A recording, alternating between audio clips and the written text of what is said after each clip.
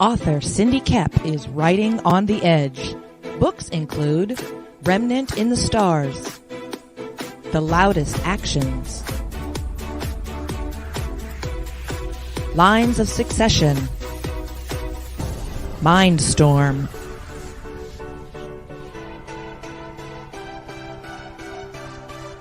Condemned Courier, the Yerushalayim series, and Animal Eye. Find author Cindy Kep at CKOEPP.com today.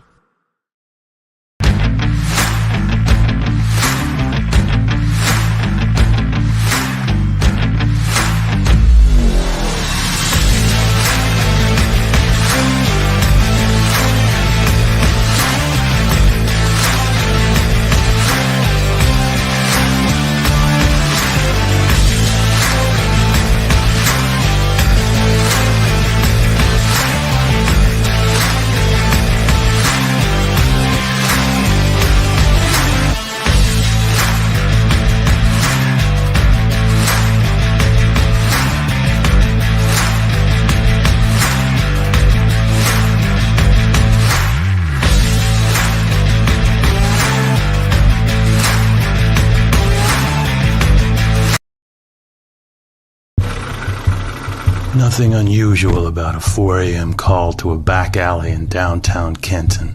A young woman lying pristine and unmarked on the cold, hard ground. I get to work quickly, but there's not much to go on here.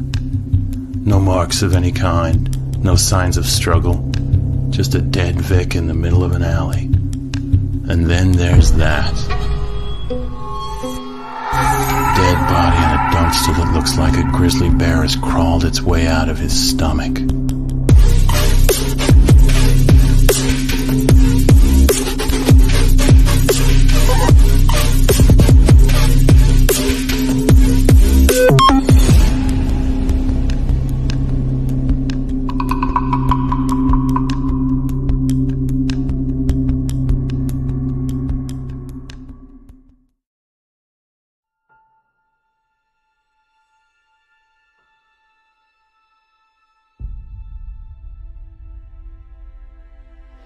When they mined an area,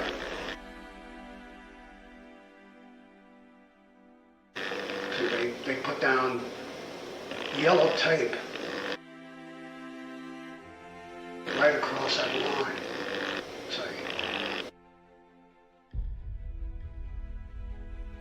And if you walked on the wrong side of that yellow tape, you blew up.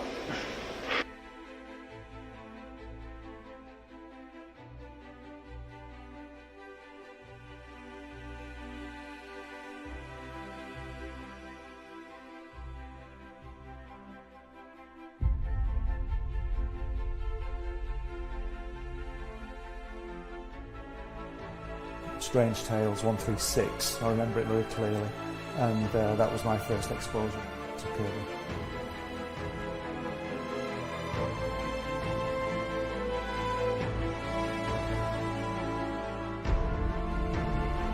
And I wanted to show it to people.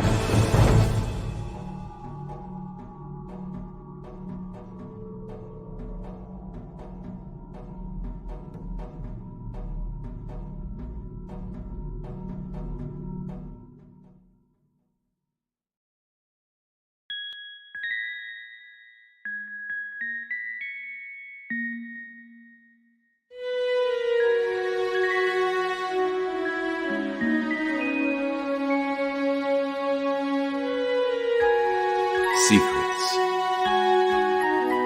trust, worth. The bond between souls intertwined within otherworldly intrigue. Michaela Jade brings forth the Elite Warrior series, a collection of dark fantasy romance novels set in a twisted world where power lusts in the hearts of men and devotion seduces the souls of women.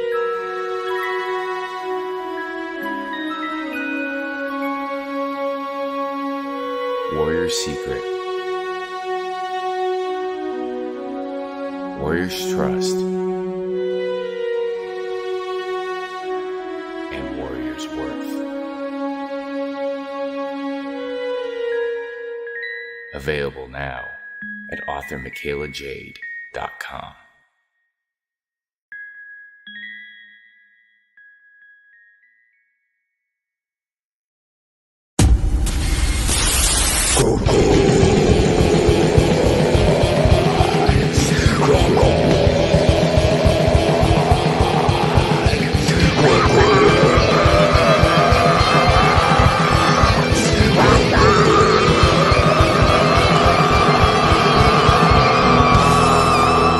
Come get some.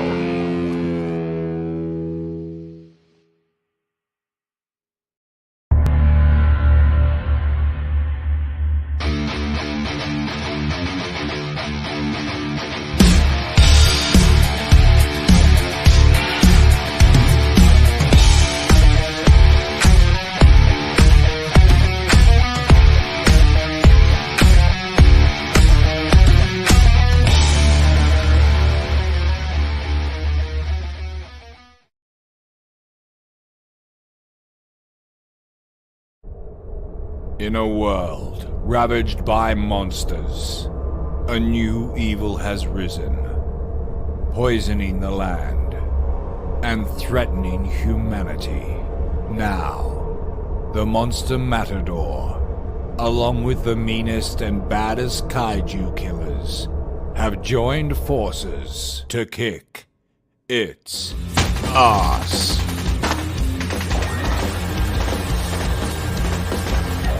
Monster Matador, Afropocalypse.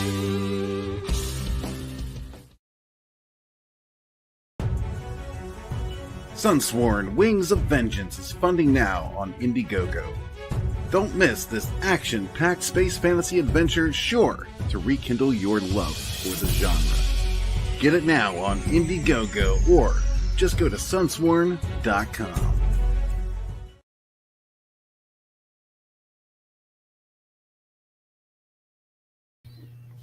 Whoa, those magnificent projects get the Madness seal of approval. The Madness Comic Network and comic-related madness proudly presents Madness Tuesday Morning Brew.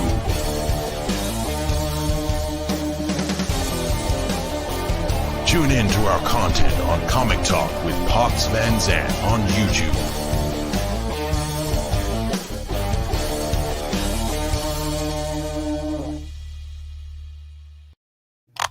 Hey, yo, what's happening? It's Tuesday morning.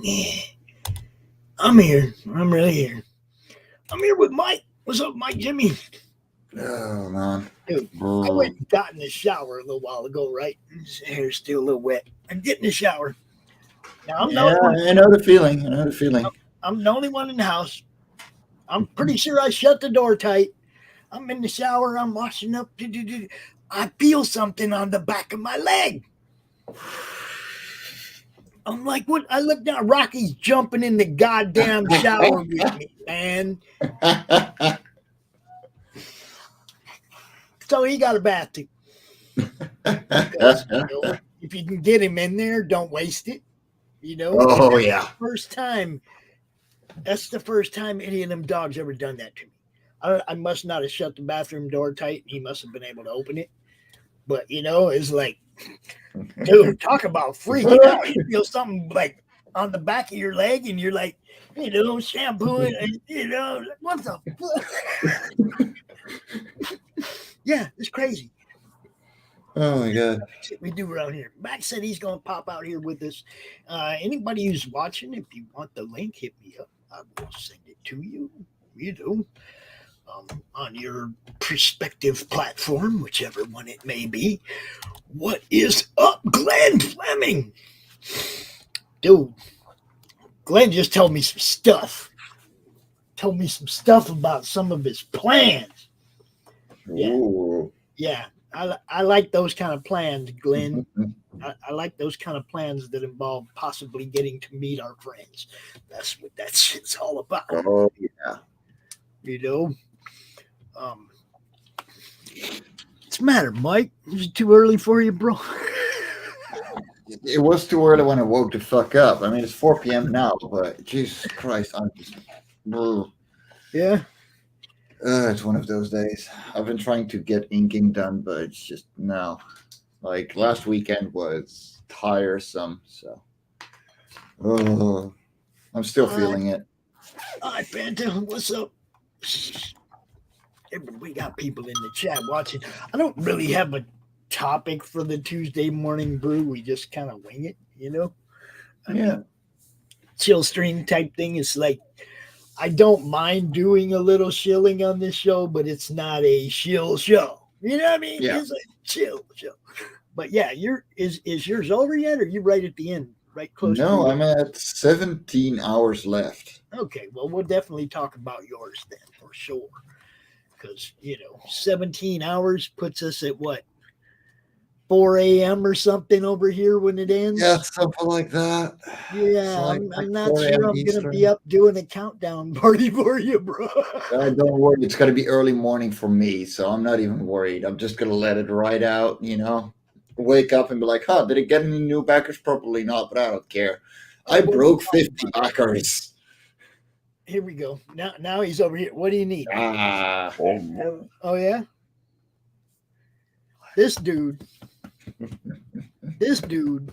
What's up, man?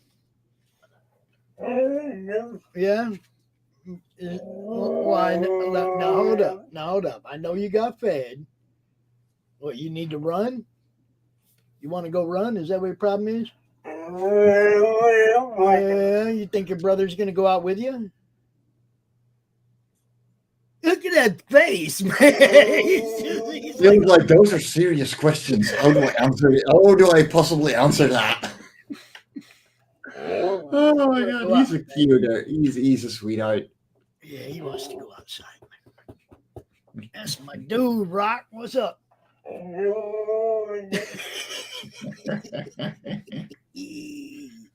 good boy. Oh, it's better than that wine. I tell you what, man. Do you remember that week that she was in heat and it was like every show? Wine. Oh, yeah. Wine. Yeah, he's over it. She's over it. He's over it. And yeah, Glenn wants to come on over to the Netherlands too.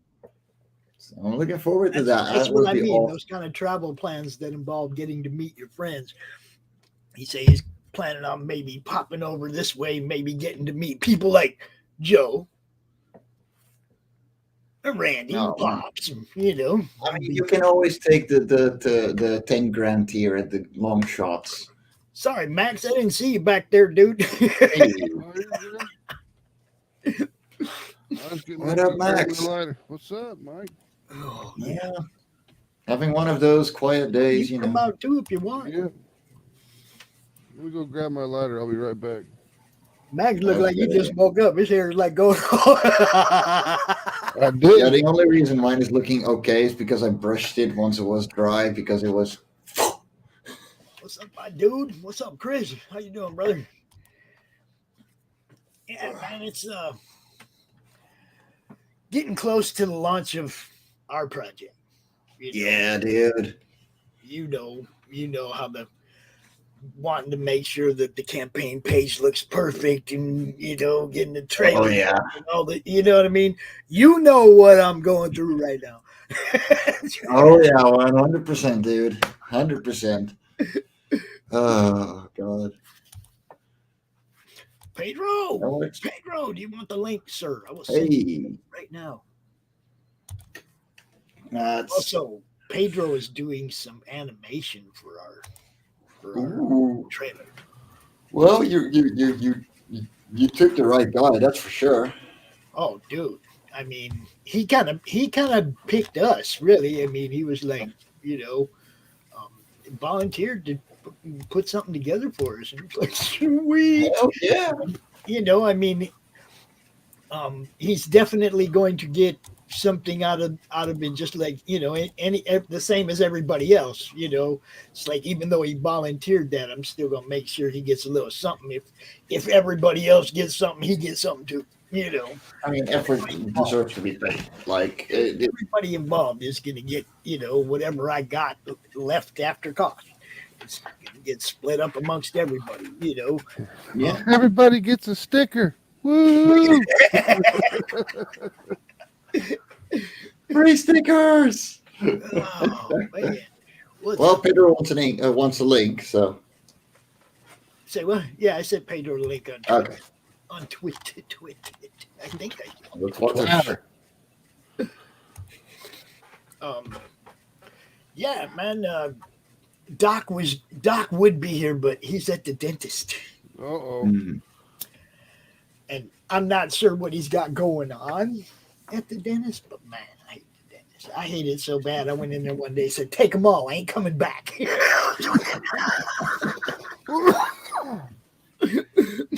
I went to the dentist. Hey. What's up, Pedro? How are you doing, guys? That's been a while, dude.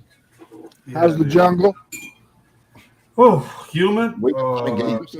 Dude, I'm rehearsing for a festival I'm playing on the 19th. So, ooh, cool. Not nervous, but very, very busy. And yeah, I'm starting the Chrome animation today. Actually, nice. Cool. I'm finishing some stuff. Have you been getting a look at any of the newer art that we've been posting and stuff? Yes, I'm keeping an eye out. And that's actually informing since I don't really have like a proper model sheet, there's some guesswork I have to do. So the more information I get, the better. So that's been really helpful. Doc should have he gave us a front, back, side view on one piece of paper a while back. I think you can get it from him. Doc? Doc? Doc? I don't know if he's listening or not. Send Pedro the front, back, side look of prom, please. His mugshot. Yeah. Yeah, because I mean that's one of the things. Like, I mean, when you're animating, you have a proper model sheet. You actually start seeing how the character moves. It's kind of weird in a sense. You'll get that power by basically being a creep at malls. I never thought about how he would look when he moves. So you're kind of creating his moves. Yeah. The thing's like I saw his height. I saw the size of his head. So that will inform his balance. Right. So that kind of stuff, like as I said, you get that power by going to malls and staring at people. It's not good. What are you doing? I'm an animator. I'm just checking out. I'm an animator. Yeah. I'm not looking at your daughter that way, lady. I'm just it's just tell you what. Weird. I'm looking at a walk cycle, I swear. Yeah, I swear. I used to go to the mall and people watch, and then they made Walmart and ruined it for everybody. Yeah. And especially when, I mean, it's so hot down here, everybody's already half naked. So yeah, it's very. I was waiting to pick up my groceries the other day, and this lady's walking her husky dog, and I was like, oh, and I was looking at the husky dog, and I was just looking at the husky dog, and she's like, why don't you quit staring at me? And I was like, don't flatter yourself, lady. I was looking at your dog. Your dog, yeah, exactly. And that's the thing, dude. Yeah, the world's going nuts. And I don't know. I don't go out that much anymore because I mean I live in the middle of the jungle and I only go out to get groceries and stuff. So I have this niece visiting me, and I take her from some ice cream. And yeah, my niece is whitish. It's not like completely white, but she doesn't look like my daughter.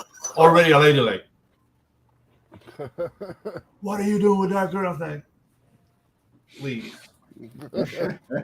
Mind your own bloody business. Everybody's up in everybody's business. All the lady, lady, you are 5'2". If I wanted you all dead, I'm 6'4". I can take care of you and your family. All right, so just chill. Yeah, dude, it's just I don't know.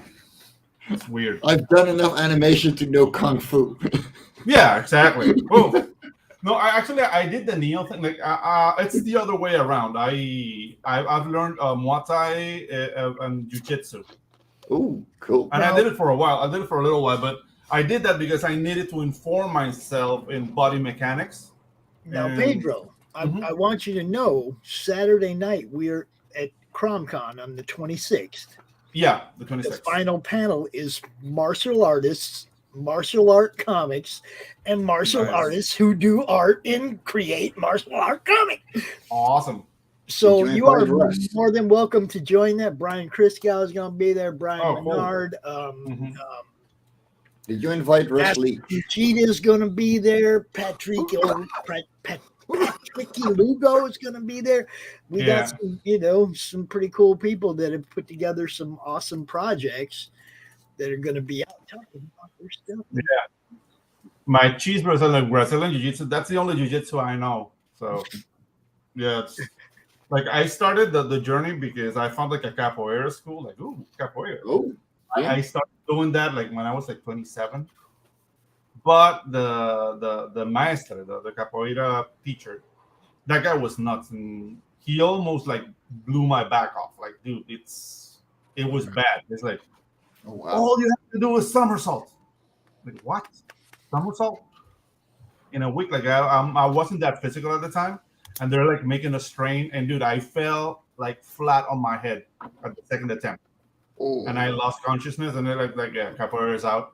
But then one of the students like, dude, I have this guy like doing jiu-jitsu. He's not that nuts, so that's how I got into jiu-jitsu. So yeah, I have to say, yeah, Brazilian jiu-jitsu. I don't know Japanese jiu-jitsu. I know it's like different, but Brazilian jiu-jitsu is more practical anyways than capoeira. yeah. I mean, no, the physical form you get in capoeira is amazing. Like I never had like the washboard, and dude, it was showing up. I was like, oh, I kind of look hot, but damn, bro, I will take me out. Joe, let me answer this question for Joe real quick.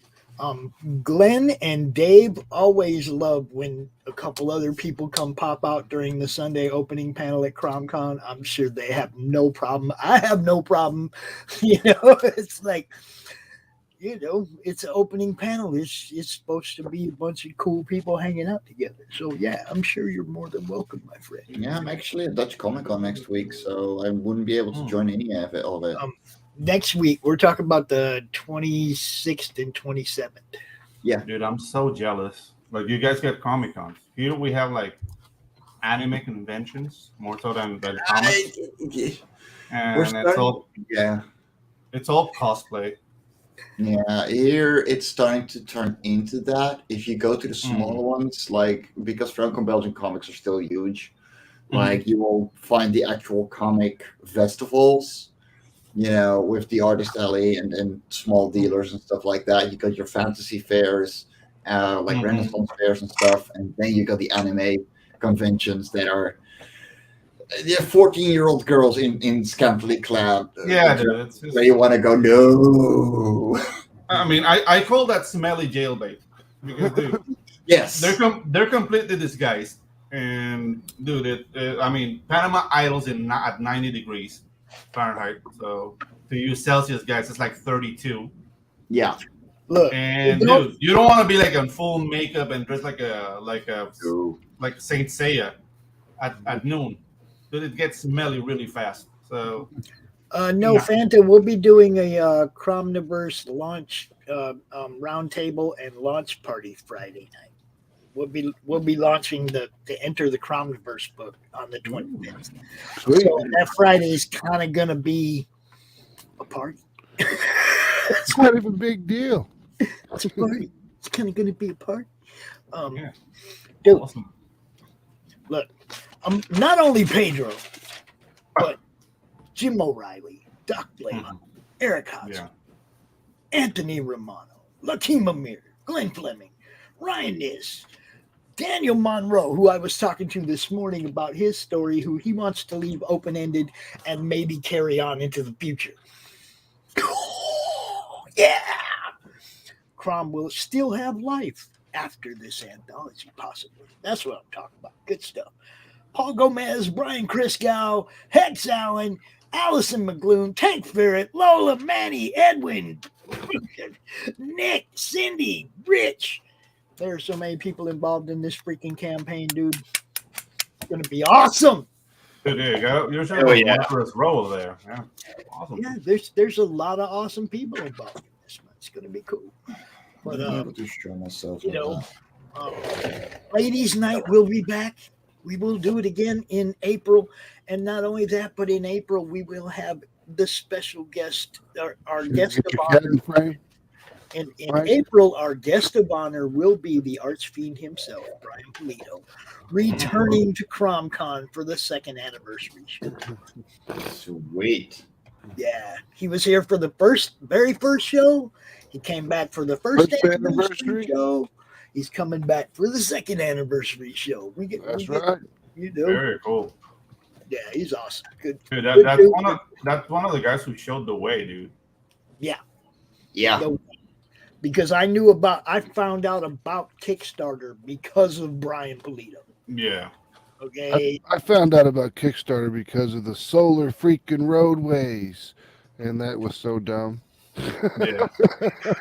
And I know, this might be like a loaded compliment, but dude, this is like the Little Richard of crowdfunding comics, like the originator, the emancipator. You know, like that's him, dude. Like we have all you have him to thank for almost everything. And and look, when I first started watching what he was doing, and I seen him, and he was out there, and he's doing these videos, and he's so excited, and he's so passionate, and he's so about getting his stuff. Yeah. You know, you're gonna love it. We're gonna have this and this and this, and fucking go, and it was like, that's how you do it, yo. Yeah, that's how you gotta fucking do it. You know? if you're not gung ho about your own stuff, nobody will. You gotta be excited about it. Yeah. Back in the '90s, Hart used to call him the Metal Chihuahua. I am not because he's always, yeah, go on, let's go, let's do this. We gotta do these things. We gotta do this. Let's go over here and do this. We got these guys. We're gonna grab these deals. We're gonna get more of this. You're gonna get more Lady Death in your life. Yeah, it's almost like a wrestler. It's awesome.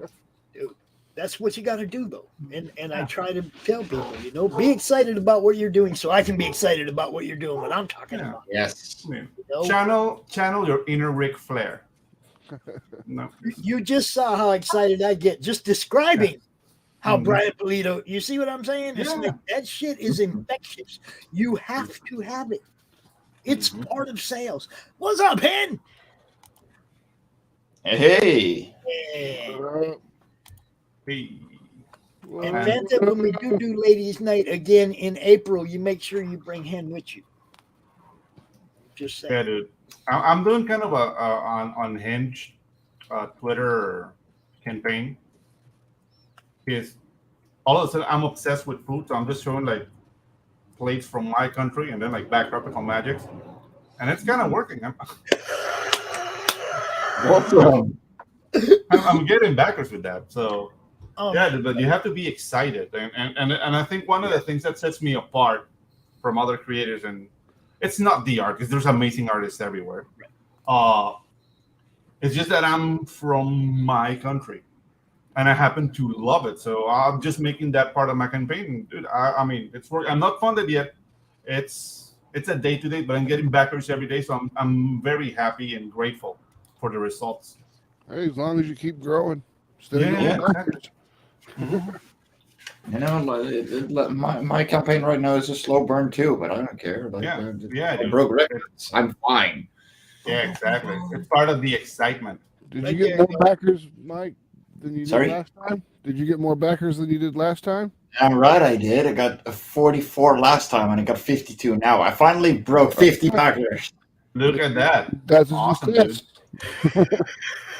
Oh man, I am fucking rolling right now.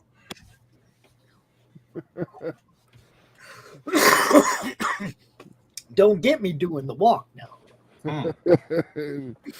the what do they call that thing that when he was walking around with his schlong out? What do they call it? They call it something like the event or something like that. Oh boy! Ric Flair was on an airplane walking around naked. Nice. A bunch of people. Styling and profiling. Yep. And on ladies' night, you just come out and hang out with Fanta and Lola and, you know, all the ladies that come. You just come hang out. I just let the ladies do whatever they want. It didn't like what they bring. They all bring themselves. Oh, that's every day. Now the other one is here. Hello, Zeus. What's up, buddy? Oh, really? That's all you got? What? Go ahead. Come up here. What do you want? He wants love. That's what he wants. Husky time. He wants love. He's going to drop my down. There went the chair. Oh, you don't have to lick my face. You don't have Husky to. time. You guys want to go outside? Yeah, I know. All right, let's go. I'll be right back, guys. I got to let these guys. All right. Yeah. Let's go. Mike, you're in charge. Yeah, that's... Oh, your lord. Run. That's a lovely dog, man. Oh yeah, they're adorable. Yeah, dude. I love huskies, but it's a cardinal sin to have a husky down here. Oh It's man, too hot. Way too hot for Yeah, that dog. It's same here, honestly. Like we got pretty decently cool winters, but like for summers, like that would be torture for them. What's happening?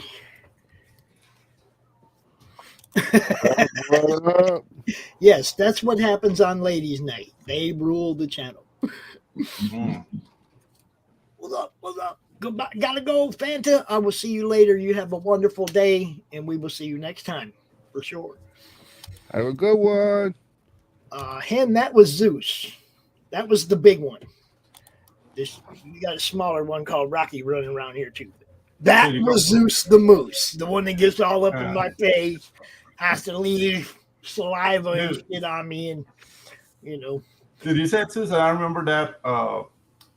Lethal Weapon was Die Hard. It was like, hey Zeus, my name is Zeus. All right, I'll shove a lightning bolt up your ass, Zeus. What Puerto Rican to you? Pretty much. Yeah. Nice. He's a moose, man. What's up, Demetrius? We got Demetrius Witherspoon in the chat.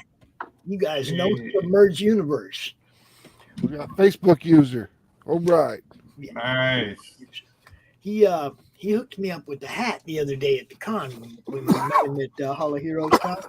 He hooked me up the hat, and then Brad's like, "You gonna sign that?" And he's like, "I never signed a hat before." Well, you have now. Yeah.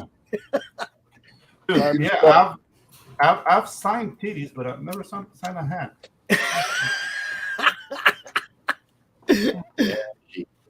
Oh shit! There it is. Zeus, by God of Apollo, I saw a goddamn lightning bolt up your ass. Yeah. Oh look, Zeus! You guys, you shouldn't have went outside. There's a cat on the screen. There's cat.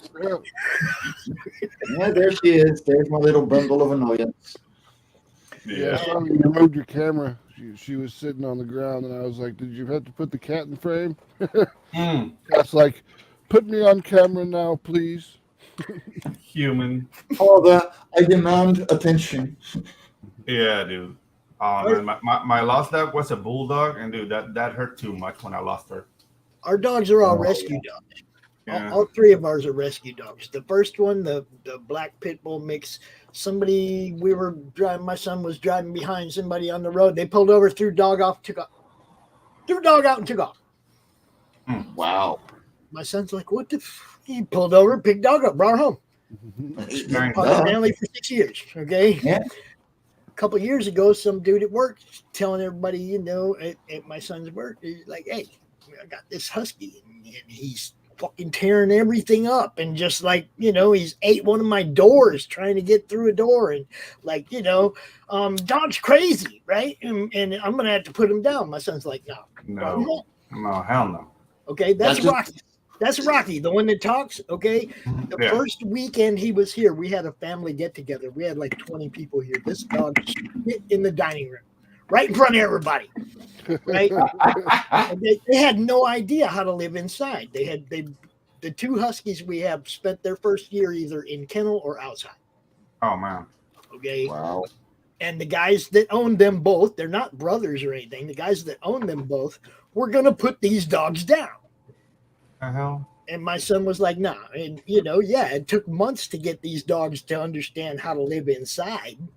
You know, I mean, they had no idea, right? They chewed shit up. They pissed and shit everywhere. And it's like, you know, we trained them. We brought, you know, and they have a great life now. You know, I mean, they could all be dead. All three of them could be dead. You know, I love them. I love all three of them, you know. It's a good thing you were driving behind that dude that dropped off the fucking dog. That's crazy. That's what I'm saying. And that was the first one we brought home. You know, that, I mean, what if nobody had been behind that person? Exactly. That dog would have been, you know, coyote bait or something in no time. Mm-hmm. Oh, dude. About the boonies, right? I mean, it wouldn't have lasted, you know. Dude, a friend of mine owns a bulldog. He's called Kratos. Dude, that dog killed 3 coyotes that got into his house. Like, they came looking for trouble, and dude, it was like Hellraiser. His backyard is like entrails everywhere, like a dog's head. Like, what the hell? And then you see like the dog was all bitten out. What's that? See, he gets it. He gets it. Yeah. Like, first childhood dog. They went to the pound. They asked who was set to die today, and that's the dog they brought home. Mm-hmm. See? Yeah. What I'm talking about, man. It's like, and you know, teaching these two huskies how to act. You know, how to act normal with kids and stuff in the house. It was a lot of work. Yeah. You know, it was fucking a lot of work, dude. But now they love, you know, I mean, we love them. They love being here, you know, way better than the life they had. You know, kennel. Exactly. If you don't have the time. We don't own a dog kennel. Yeah. If you don't have the time to. We don't go in the kennel, you know. In the dog, don't have it, man. So, you know. My dog's pretty good. He doesn't tear nothing up. He's never done anything. Still got his balls. Nice. See, Rocky's still got his balls, and that's his problem. Important. You know, because Luna is not fixed, and she goes into heat, and he goes fucking crazy every time. You know, because we won't let her because she's too old. We don't want him impregnating her. She's a fucking old pit bull. She don't need puppies at 8 or whatever age she is, you know.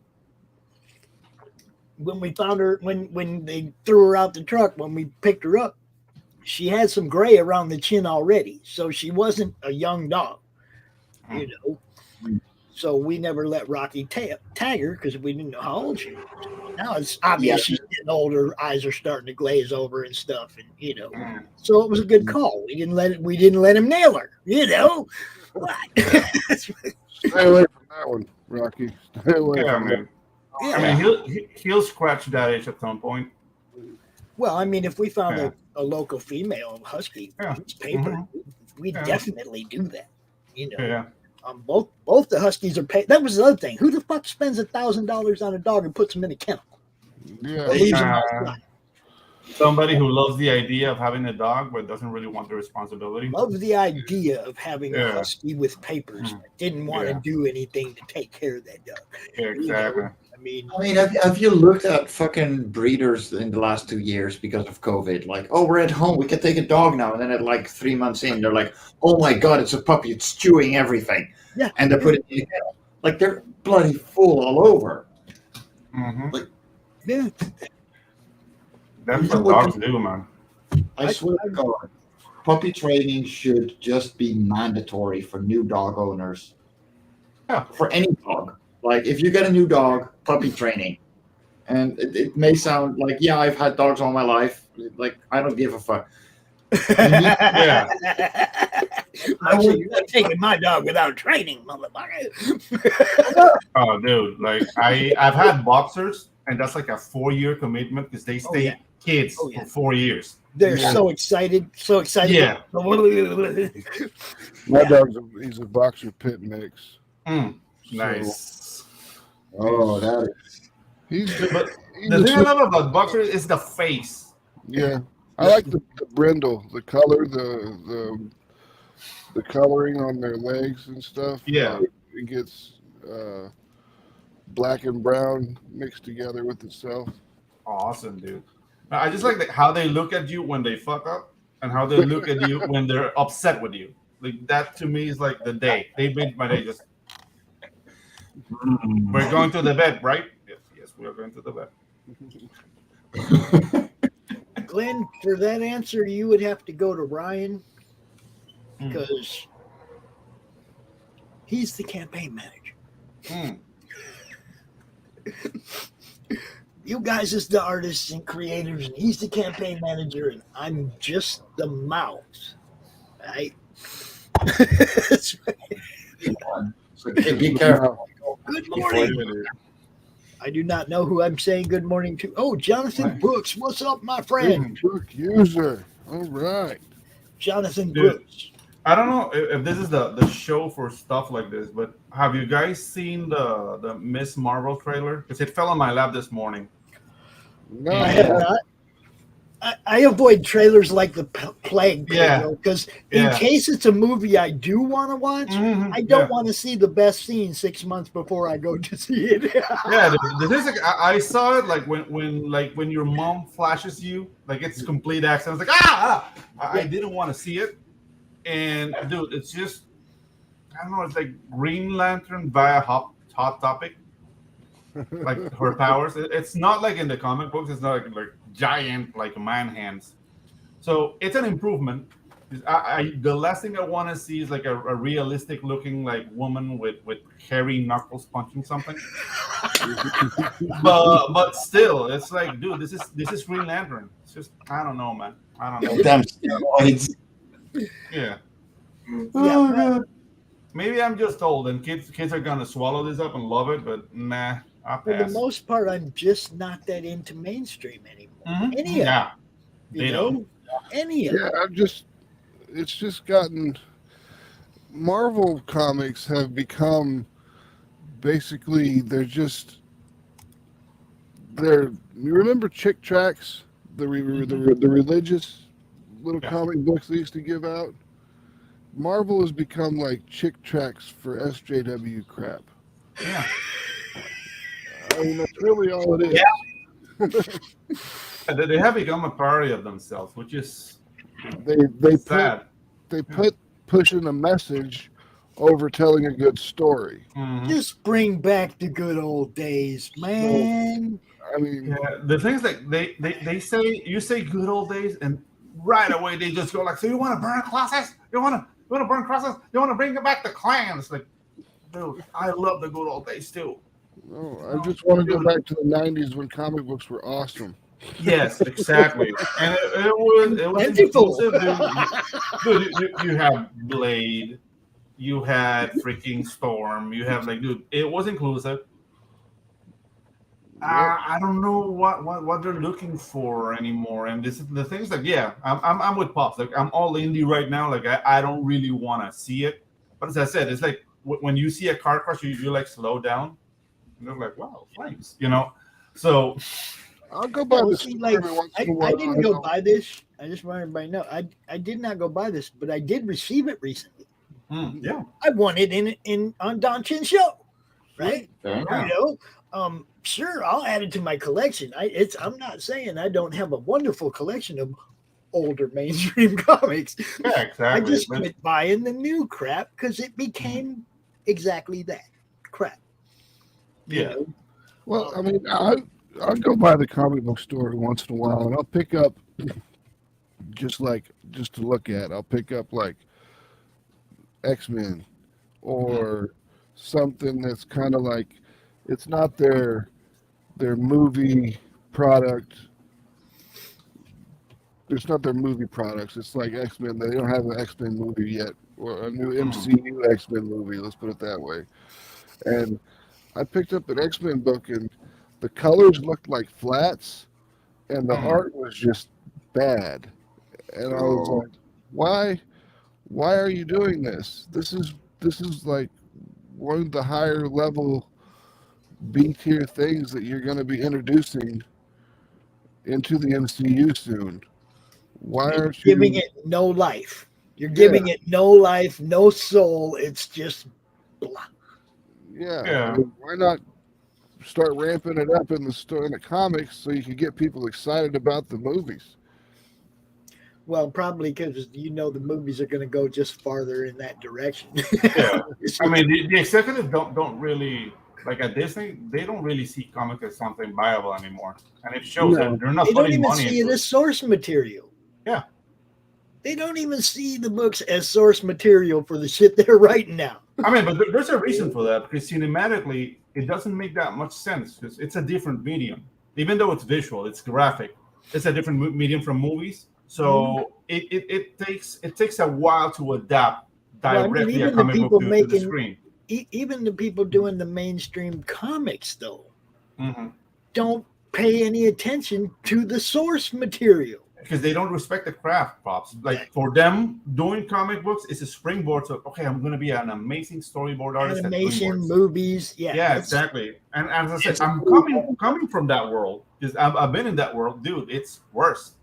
Yeah, because as an animator, you disappear in a sea of people who are as talented as you, and all that matters is the product. So who excels in an animation industry in the movie? Producers, writers. So as artists, like, dude, I love animation. That's something that I will do until I die because I love it. But I know that as an animator, being like a strict 2D pencil animator, nobody will know my name ever. And I'm cool with that. I'm cool with that. I'm doing comics not to be famous. You see on these movies like when they make Avengers and they'll show like all the CGI artists, and it's just like a big wall of names, almost like the Vietnam Memorial. And it goes by so fast you'll never see your name in there anyway. It's an army of hungry people. That's what it is. And the thing is, like, I didn't come into indies for fame. Because, dude, I'm already 48. Who cares? I came here for freedom more than anything else. And dude, I'm having a blast. And I get my animation fix doing trailers for you beautiful people. So for me, it's like it's all about promotion, right? I do all these shows to promote everybody's stuff. The book, it's about promoting everybody's stuff. It's about promoting everybody's stuff. That beautiful collage that Tank drew all through CromCon weekend with everybody's IP on there. It's a promotional tool we're going to use to get eyes on everybody's stuff. Did he finish that? He had a computer issue. He hasn't been online. Okay. I haven't seen Tank in a while, so I didn't know if he finished it or not. Yeah, he had a computer issue. And that's a cool thing. That's a cool thing about the community we're creating here. That you're dealing with real people. So sometimes you get like life problems. So my computer screwed up. It's not like, okay, let's call the company and get it's not like Marvel's gonna have another computer on your laptop. Yeah, exactly. You want to know my problems? Like, I'm full traditional now because my PC is dying and my pen display died a couple of weeks ago as well. Like, I am full traditional. It's everybody go back Mike's book real quick so that he has enough money to get a new computer. As you were saying, Pedro, about freedom, my art director and the artist for Mary Machine Gun, Fernando, he's actually turned down jobs at DC and Marvel because he likes to have the freedom of creativity that I afford him. I mean, he's like, exactly. I get paid enough. And he goes, and even when you work for DC or Marvel, that doesn't mean that you're going to have constant work. Yeah. It just means that you're gonna be put on one of their projects maybe sometime. Yeah, it's almost like a vanity badge. Like, I'm working for DC or Marvel. It God, is. I'm hungry. Yeah. It Oh used God, to I'm hungry. be, but it really isn't anymore. And we understand this, Joe. That just doesn't make it better. That's all. Oh. Mm-hmm. I mean, yeah, the movie reaches more people than the comics fan, but all that content wouldn't exist without those comics. And the things like that way of producing stuff, you're producing by committee, so it's nobody's voice. Yep. And it's showing in everybody. I mean, what movie has been memorable in the last 10 years? Like a memorable movie, like say, like, okay, I saw the new Godfather, for example. Or in the last 10 years, let me see. The best thing, I mean, I don't go to a lot of movies because obviously I'm just not that. There's been a couple movies to me that have they're not really movies as much as they're franchises, because everything's a franchise now. Yeah, exactly. But in the last 10 years, something that sticks with me, John Wick. Yep. Okay. Yeah, exactly. But the things like finding movies with vision. There's no movies that have there's no cult classics anymore. Mm-hmm. Yeah, exactly. There's nothing that people just like. Okay, see, gravitate to, and I had a good time because material is just consumable and discardable now. I had a good time watching the first Venom movie at the theaters, because I went in knowing there was no connection to Spider-Man. I knew that going in, so I wasn't disappointed by it like everybody was disappointed by it, right? Yeah. I went in going in knowing that Spider-Man ain't part of this. I wanted to be entertained by a Venom fucking story. It was pretty good. I liked it. It was funny. You know, I was like, yeah, this is fucking hilarious. This is what I want. I wanted Venom to be a horror film. I thought it would have been cool if they would have did like a superhero horror movie. Oh, like Brightburn? I think that's what Carnage should have been. Yeah, that would have been. That's what Carnage should have been. Like just fucking straight up blood and gore. Like, I don't know. Maybe it's because I remember it fondly. Morbius. What's that? Morbius looks like they might be doing a horror movie. Probably, but I don't know. Like what I wanna feel again, and I don't know. Maybe it's just me being naive. It's watching Raiders of the Lost Ark for the first time again. You know, a movie that has like a lot of heart. Like you see, it's the vision of one guy. Because this is Lucas and Spielberg just saying like, hey, let's do a James Bond movie. Hey, I have something better for you. I have a movie about an archaeologist. And Spielberg went, what? You know, that kind of creative endeavor.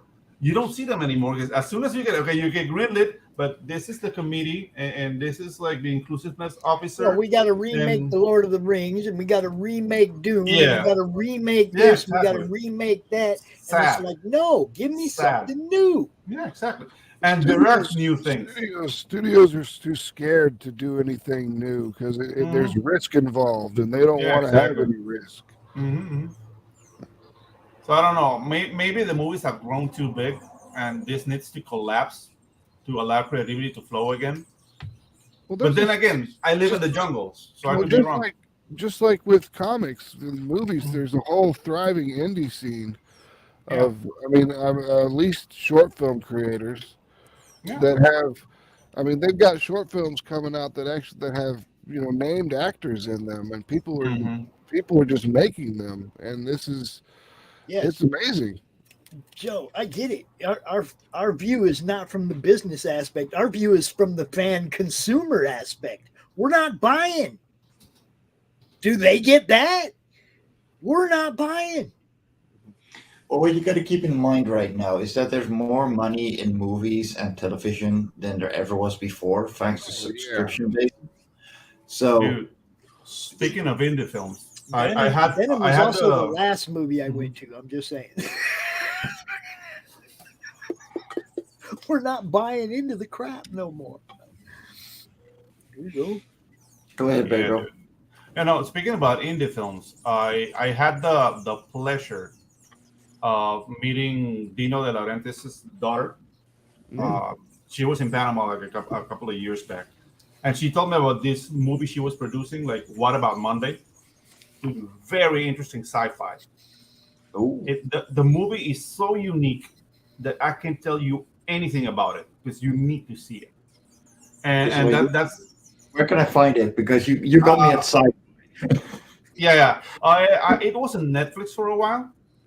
It was on Netflix for a while, and it doesn't have that much like big name actors, but dude, it has to do with cloning and dystopian future. But dude, it's very well executed, and it's because it was her vision. Like when I spoke to her, like I met her like in 2015. Dude, like I was just at the office, and a good friend of mine like, Pedro, you want to come to dinner with me? It's like, dude, we're both kind of married, and you're a dude. No, dude, you need to come to dinner with me. Like, okay. And when I get there, I get there with my wife and whatever. And there's this old lady, and it's like, she starts talking. I'm like, wait, you produced Conan? Oh, yeah, I produced the Conan, and I produced the Dune. And it's like, oh my God. What? I'm speaking like for hours, like everybody disappeared. Like I grabbed my wife's face, like, you get out of here. I'm talking to this lady. I don't need you to be here anymore. Here's your Uber money. Yeah, exactly. And dude, I'm chatting up with this lady, and dude, like, so you want a story about that? It's very interesting. I would like to see your work. Like I'm showing her my work and whatnot. And it's like I'm doing this production, and she's telling me all about it, and word for word, that was the movie. Oh shit! So that's the thing. Like that's what the world is missing right now. Single voices, or at least not that many cooks in the kitchen, so you can allow stories to flourish properly. Because that's what storytelling is. I mean, there's an elder by the fire, and the rest of the town listening to one voice. Yes. So I don't know. And yeah, I mean, they should care. They should care because eventually people that are these fans of the movies and they go see the movies, eventually at some point they're going to go, wow, I want to read that story. Yeah, exactly. I want to read the Infinity fucking War. And then they're going to go read it and they're going to giggle their ass off at how badly they fucked the movie up. Mm-hmm. Okay, because the source material should matter. And yeah, this is why we as comic fans need to make more fans aware of where this source material comes from, or where the ideas for these movies come from. You need to go read that shit. Yeah, like so that you can call them out when they come out with something stupid. I don't know. Thanos and death. The whole Thanos and death thing, they just completely skipped over that. Adam Warlock. Where the fuck was Warlock? Yeah, dude. No, the fact that Jim Starlin made more money as an extra than as the creator of Thanos just tells you exactly how they feel about the source material. Yeah, they don't care. And that's why I say, it's like, to me, they've kind of ruined it. I don't care if it's on the big screen and it's eye candy. Yeah, and it made it's not the stories that I want to see. Like, yeah. If you want a very good IP that's being turned into a cartoon from a comic, your grandparents maybe know it, Pops. It's Hilda. Yeah. Hilda? That's a good one. Yeah. I really like the Static Shock show in the late 90s. Dude, that was a very, very good show. Like, I didn't know Static Shock was a comic book before I saw the show. And then, like, I discovered Milestone like 4 years after watching the show, and dude, like, it was an excellent show. Like, I know it's urban, like, oh my god, like Black Hero, whatever. Like, I'm not even to discuss that, because to me that's just stupid. If the hero is good, it's well written, I'm reading the damn book. I don't know if it's Scandinavian or from Africa or forever. Give me a good story. It don't matter as long as it's a good story. Yeah, exactly. The character's written well. Yeah. I mean, Batman Beyond. Dogs. I'll be right back. Yeah, do it. Dude, Batman Beyond. Awesome show. Yep. I heard like a lot of people got upset with the Catwoman casting in the Batman, but I think she did a fantastic job. Yeah, like I mean, they got mad because of one line she delivered, but she didn't write the script. I mean, she was stuck in some mad shit to the press, but I mean, they're actors. Like, it's our fault if you listen to an actor to get guidelines to live your life. You deserve everything that comes down the pipe for you. I don't understand why people think actors have like gravitas to what they're saying. It's like they're just like everybody else. They're probably even stupider than you are. Yeah, and even worse. Even worse, because I mean, what's their profession? They pretend to be somebody. It's a guy playing. Lying. Yeah, you know, it's cool. Not everybody can do it. Like, dude, I've done lights for community theater, and I've seen some bad acting in my day, and dude, and that can ruin your month. Watching a bad actor, Jesus. So I mean, it's a valid profession, but it's not the be all end all. Like, I don't know, like, and maybe I'm getting psychological here, but some people, like, since we don't have royalty anymore. Like, some people need people to look up to, and they have replaced like royalty worship to worshiping like movie stars. Celebrities. That is. I don't know. I mean, like, you always want to be someone who's doing it. Like, you always want to reach a point the point that someone else is doing better than you at. That's aspirations. That's inspirations. That's fine.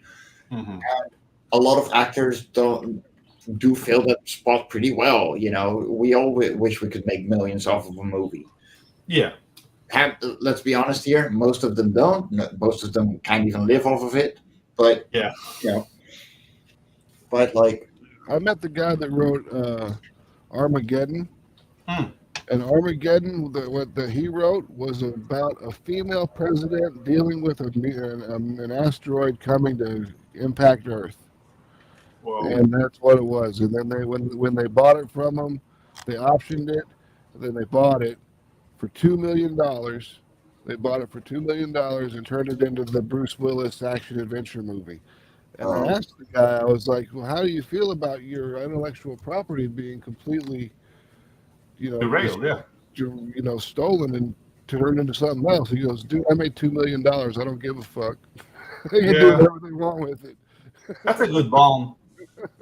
Well, that's just it. If everybody makes $2 million for their IP, everybody be a little more happy. But yeah. So look, I go outside and get the dogs, right? $2 million for Love and Core, I'm cool. See, so I go out to let the dogs in. Rocky's at the door, comes trotting in. Zeus is out there in the yard laying on the one pile of snow that hasn't melted yet. That's his spot, right? Well, he's laying there. He's just looking at me like, yeah, I ain't coming in. It's like, no, come on, it's time to come in. I have to walk all the way out there. And right when I get like almost to him, then he'll get up and go in the house, But it's like, he makes you walk all the way out to where he's at every time. He was in the middle of something, Pops. Huh? He was in the middle of something. Well, no, he just lays on that pile of snow. It's got to have a snow. Kind of snow, right? It's like a pitcher's mound, and it's like his spot. That's where he lays every day. I have some visit times. I have to start cooking, but it's an awesome show. If you guys are streaming, like in a couple of hours, I might be back. Oh, I don't think I'm still going to be out here in a couple hours. Yeah. What's up, Dave Brown? Yeah, but thank you for the opportunity, Bob. Have a nice morning, everyone. You bet. Dude. You too, Pedro. Yeah, back Indies. Straight up. Back Tropical Magics, yo. Yeah. Go make Pedro's day. Go back Tropical Magics on Indiegogo right now. We got Dave the Supreme Brown in the chat. What's up, Dave? How you doing, man?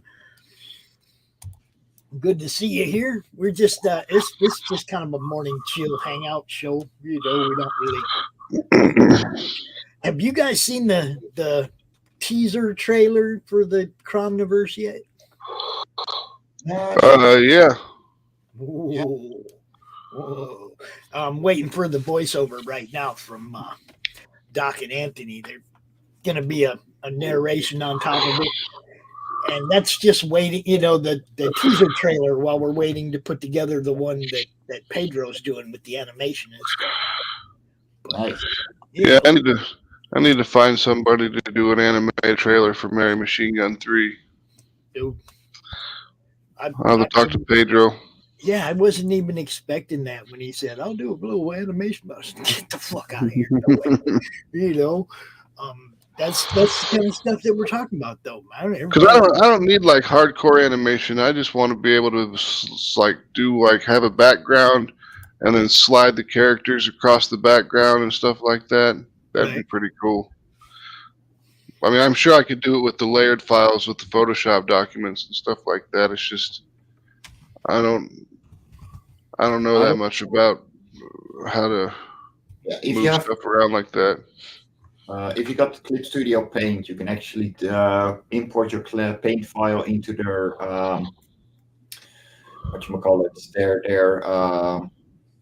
their animation software in there as well. I do like trailers. Oh, okay.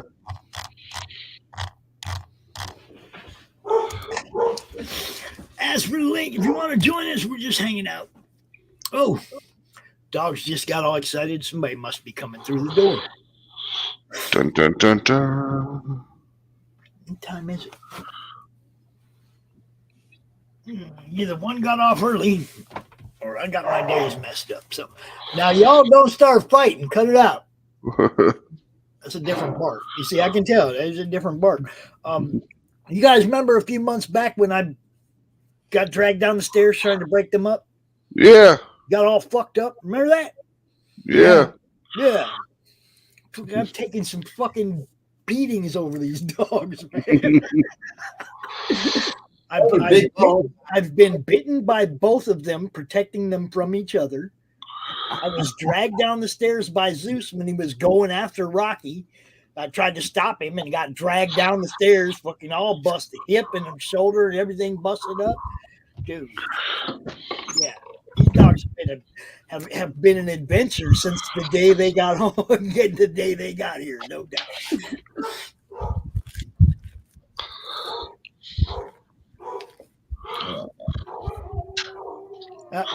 Somebody's there. Oh yeah. I'm just gonna mute myself for a minute. Y'all talk amongst yourselves.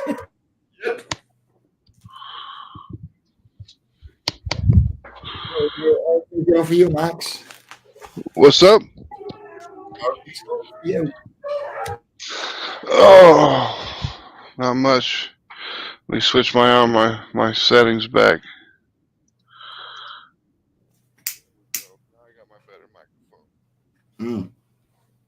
That's a lot better. Yeah, I had to go smoke a cigarette, so I had to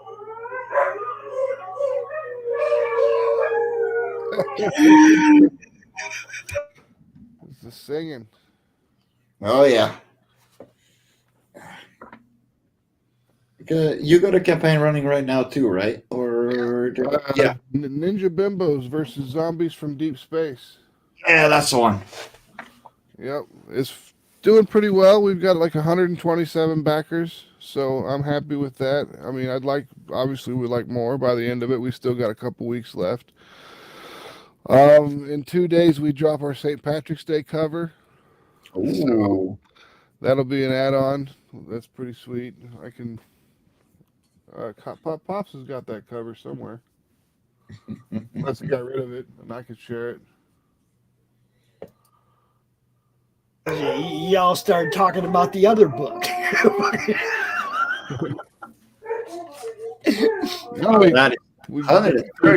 Nice. Yeah, I gained 3 backers.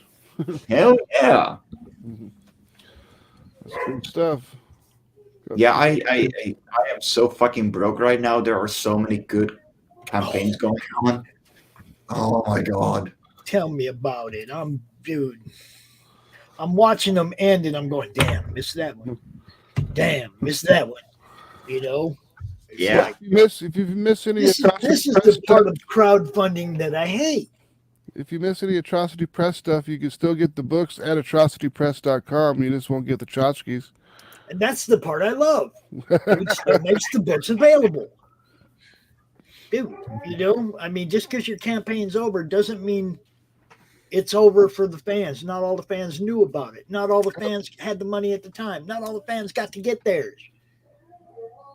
Don't make it end with your campaign. Have some place where the books are still available. No, for me, like the only ones I'm gonna back this month is Daphne Leitch and JD Calderon. Because like I just love their stuff, and what they do is they take the money from both campaigns, put it in one big package, add another campaign to it, and then ship it over. Because otherwise, it's just unaffordable. Yeah, it's just too crazy. I mean, I've got to charge $25 shipping, and that's just an average. Like it cost me $21 to ship to Canada, but it cost me like $32 to $35 to ship to Germany. Yeah. So I mean, I'm kind of just taking an average. Sometimes I take a loss. Sometimes I make a couple dollars on the shipping, but usually, I mean, overall, it's a loss on shipping. Well, see, now I'm telling everybody on our campaign, it's like, look, if you live overseas and you want to get one, hit me up as soon as the campaign ends. We'll do a PayPal thing where you're paying the exact shipping. I'm not trying to pad the shipping on you or anything. We'll figure out exactly what it costs to get a book to you, and we'll get a book to you. But we're not going to guesstimate not knowing what they're going to do next. Yeah. Yeah. It could be 300% higher by the time this book ships. You see what I'm saying? I'm not getting caught in that game. So if you're overseas and you want one, we'll get you one. Just, have patience and we'll get you one for exactly what it costs to get it to you. Not, estimation that's going to hurt one or the other of us. Try to keep it real. It's insane. Like I'm very happy with Critical Blast doing everything for fulfilling. RJ's doing mine too. But when it comes to overseas, like I said, I'd rather just wait and make sure we know what it's going to cost. I don't want shipping to go up 300% between me making that estimation on the web page or on the campaign page, and then having the shipping go up 300% by the time it's time to ship. It's like I guess that's one good thing about Backer Kit. Because you don't pay your shipping until you go through Backer Kit. Well, yeah, but like there's a couple of campaigns where, I paid for a $60 book, and then I had to pay another $80 afterwards out of nowhere. Yeah. And they're like, yeah, this is our cut, essentially. And I'm like, dude, fuck that. I'm returning my pledge. Like I cannot afford that. Yeah, that's what I'm saying. It's like they're making it if you estimate, you could get hurt. You could hurt yourself, as a campaign manager. You could mess it up. Yeah. But that shouldn't be the creator's that shouldn't be the backer's problem, No, that's what I said. It's like I'd rather they get with me after the campaign. I can tell them exactly what it's going to cost for me to ship my book. We'll get a book to them. It's like I don't want anybody getting hurt on either side of this. I don't want to be saying it's going to cost $25 and then it only cost me $14. Yeah. Or the other way. I don't want to say it's going to cost $20 and then it costs $35. That's usually what happens more often than not. Well, yeah, I know. But I mean, I don't want it to happen either way. I don't want to charge you more than it costs to get the book to you. And I don't want you to, I mean, that's just how it is. Right now, thanks to Critical Blast, it's cheaper for me to send it to the United States in one big box than it is for me to send a package within Europe. I'm still going to charge them the same because, I still get a small profit margin out of every book. Right. It's not too bad. But like local, like within the European Union, I pay €14. And to the United States, everything included, it's like €9, so $10. Hey. I received this one today. What? Reign of Mages, baby. Hell yeah. I got that book. With the titty kick. Pow. Last month I had money to spend. This month I don't. That works. Yeah, oh, I know. It took me. It was 2 weeks in customs. This is our St. Patrick's Day cover that we'll be releasing here in a couple days. It's a little Marilyn Monroe homage with the little leprechaun down there with the Lucko the Irish. Oh yeah. Always have to Well, be he's lucky, all right. But that's the one by Fern Cord. The whole cover. He did the inks, the pencils, and the colors. So he was the one-man show on that one. He always does fantastic work, and I hope people gravitate towards it. I think it's an awesome cover. I'm going to enjoy having it. Yeah. Sam has a question for you, Mike. Why not? Because in the Netherlands, I can get them printed way fucking cheaper. I can get 500 copies offset printed here for just over €1 a piece. Nice. And that is for offset printing. That's the full print run of the main cover. And then the difference between that, I print the variant covers from. So I lose a little bit of... we have you printing our books, Mike? What? So we have you setting up the printing for our books? What the fuck? I'll get you to only set up for floppies. It's only for the soft covers that I do for Love and Cora. It's not for perfect bound or hard covers. So it's very limited on my options. But still, if I could get a floppy for a little over $1.50, I mean, it might be worth paying the shipping just to get it over to back to the. Yeah, I mean, if you're having enough of them printed, right? I mean, shit. Just make sure that they are A4 or A5. In that case, you're fine. Like A5 is only $275 right now. Okay. 275 for 500 copies. So do they print anything that's close to the regular American size of the comic book? Yeah, let me show you A5. Is it like a little smaller or what? Yeah, that's a little smaller. So there you go. You got 1.5 inch on the top and 1/2 inch on the bottom, on the side. No, it's not too bad. It's manga size essentially. Okay, so you can get it in full color and all that, right? Yeah, no, 275 is full color, 36 pages, with 250 gram, which is like, 170 pound paper. Nice. 70 with like 100 on the cover.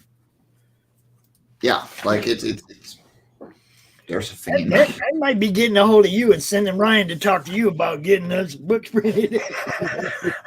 But that's the thing. Hey, like, we're getting priced at $10 and more a copy. Okay. For how many printed? Where are you going? Going like 300 or When you go to Comics Wellspring, it's like that's who we're getting our ballpark price from. So because it ends up being about $3 a book for me.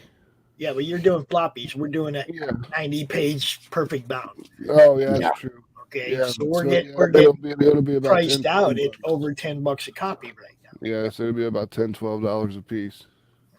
Well, it's 36 pages, so 36 including cover. So the 4 sides of the cover included. Like literally, La Foncora is 32 pages of comic, 4 sides on the cover, and that is €525 right now. That's not bad at all. Not in the UK. Jay Fairclough, where the hell you been? Hell, dude. Hell. This motherfucker not here better give me a goddamn email address or something so I can get a hold of his dumbass hiding all the time. How you doing, brother? What's up, man? Now, if it's so cheap over there, you print my books for me.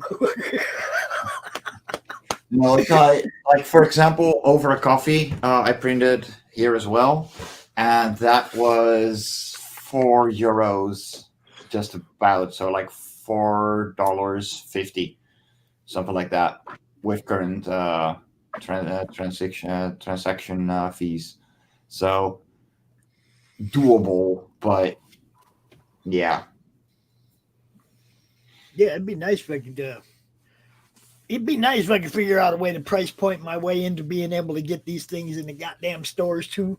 You know, I mean, really, that's what it is. When it comes to putting them in stores, you got to be able to offer them to them at a price where they're going to make some money. Yeah, and the only way to do that is to buy a ridiculous amount of books.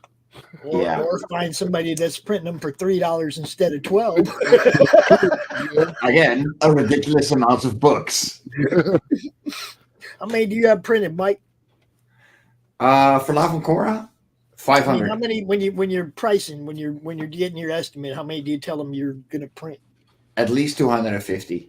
See, that's not a whole shitload of books. I'm looking at the way William does it, where he prints 3,000 at a time. If you look down in my basement, it's a fuckload of books. Look, I think RJ's gonna need a bigger house, man. All these people that are hitting him up to do fulfillment, poor RJ's gonna need a goddamn warehouse and employees pretty soon, dude. Okay, that's Infinite Guardian 1 and 2. That's a discontinued series. That one is kind of out of the question. These over a coffee hardcovers. I got fucking the soft covers. I got 8 more boxes of downstairs. My Cup of Tea, which is even bigger, I got 18 more boxes off. La Cora on average has 5 of those boxes come in, and that's excluding the variant covers because they go down here on the ground in half-size boxes. Look, that's what I'm talking about. I thought I had a lot of product left over. Look, the thing is, when I go to conventions here, La Cora goes like hotcakes. Everything I put on my table just sells. You know, I may have a big con, small con, whatever, but all in all, I do sell really well. So I know I'm gonna get rid of these things. Doesn't matter how long it takes. Right. And it's a backlog. You know, and on my next campaign, I'm just gonna put a full library of of what Fairies Events has been publishing. Yeah, and it's a lot. Like we're talking 12 books at this point. Cool. It's like we're thinking at Atrocity Press, like our last Kickstarter for the year in October, we'll make it to where we've got that product available, and then like everything else that we've done for the year will be available then too. See, now Jay, I'm good. PETA's after me, but other than that, I'm good. The pound is stronger than the dollar. I can convert 1K euros into pounds. And I use euros. Okay, pounds, whatever. I don't know that shit. You guys do. Pounds are like almost $2 a piece. He can convert it to Canadian money, and it would be like $1,600. Yeah. Yeah. So. See, pounds are worth some money. They're worth more than the American dollar. And well, the American dollar is fucking dropping like a fucking rock. Well, don't worry, the euro is too, which makes conversion very easy because it's like €1 is $1.05 by now. It's fucking nothing. When I was in Germany, there was like the euro was like $1.40, but that was back in like 2004, 2005. Yeah, no, it plummeted. I mean, we actually got paid extra for cost of living allowance, just so we could offset the cost of the euro. Let me see what is Mark talking about. Yeah. I'm the first subscriber on somebody's YouTube channel. Well, I'm look, William. You know that's way ahead of my game right there. That question. I got to figure out what the best price point I can get to get them printed in the first place, and whatever that is, all I can do is hope that that's something that I can still offer to stores and they can make some money off, and I can make a little money off because it's all of us, right? There's a lot of people involved in this project. It's like you want to do a 90. You're doing a 90-page book, right? It's right now. It's looking like about 90. Yeah. Okay, so that'd be about it's just a standard pricing model. I mean, 100 cover, 70 paper. You probably end up having full color in the store like an MSRP of like $15. Yeah. So that you'd have to find a way to get them printed for $7 or below. Yeah. I mean, anything below $7 really, because you got to sell to the stores at the 50% mark, so because the stores got to make money. What are most graphic novels going for in the fucking stores? 20 to 25. I don't. Well, it really depends, because like, they'll do like the first issue, the first volume. They'll sell it for $10 just to get people hooked to buy the. Oh yeah, I'm not talking about the. I'm just saying in general, you go to the LCS to pick up graphic novels. They're in the $20-$25 range. Yes, but you're not making a graphic novel. You're making an anthology. Right. But it's that big. It's that big though. So yeah, no, it is. Like don't get me wrong, but like you're looking at 2025. Probably. Probably 25 to 100. 5,000 copies. We gotta talk, because I can pull that price down way more. We gotta talk. You may have to print slightly smaller, but I can get that price way down. Sam prints his books in that digest size, but he likes. Yeah, 47 already is that smaller version. If you're A5 already, we're flying high, man. I mean, I'm looking at, hopefully we have to print about 350 books. I mean, we got over 100 signups. I'm thinking hopefully we had to, we got to look at it. There's over 20 people involved in this. If each of them brings 4 fans to buy a book, that's 80 books right there. Yep. You see what I'm saying? Yeah, but the thing is, I mean, this could end up being big. It could end up being small, but I'm not going to get ahead of myself on how many copies I'm going to need quite yet. Just pricing things out, trying to figure out where it's going to land if we need this many, where it's going to land if we need this many, and have some idea what we're getting into. Yeah. Let me see. Yeah, I don't plan on overpricing anything, man. I want it to sell. I'm a broke ass. I understand overpriced shit that I can't buy. I understand that better than most. I'm definitely not trying to do that. This ain't about cash cow.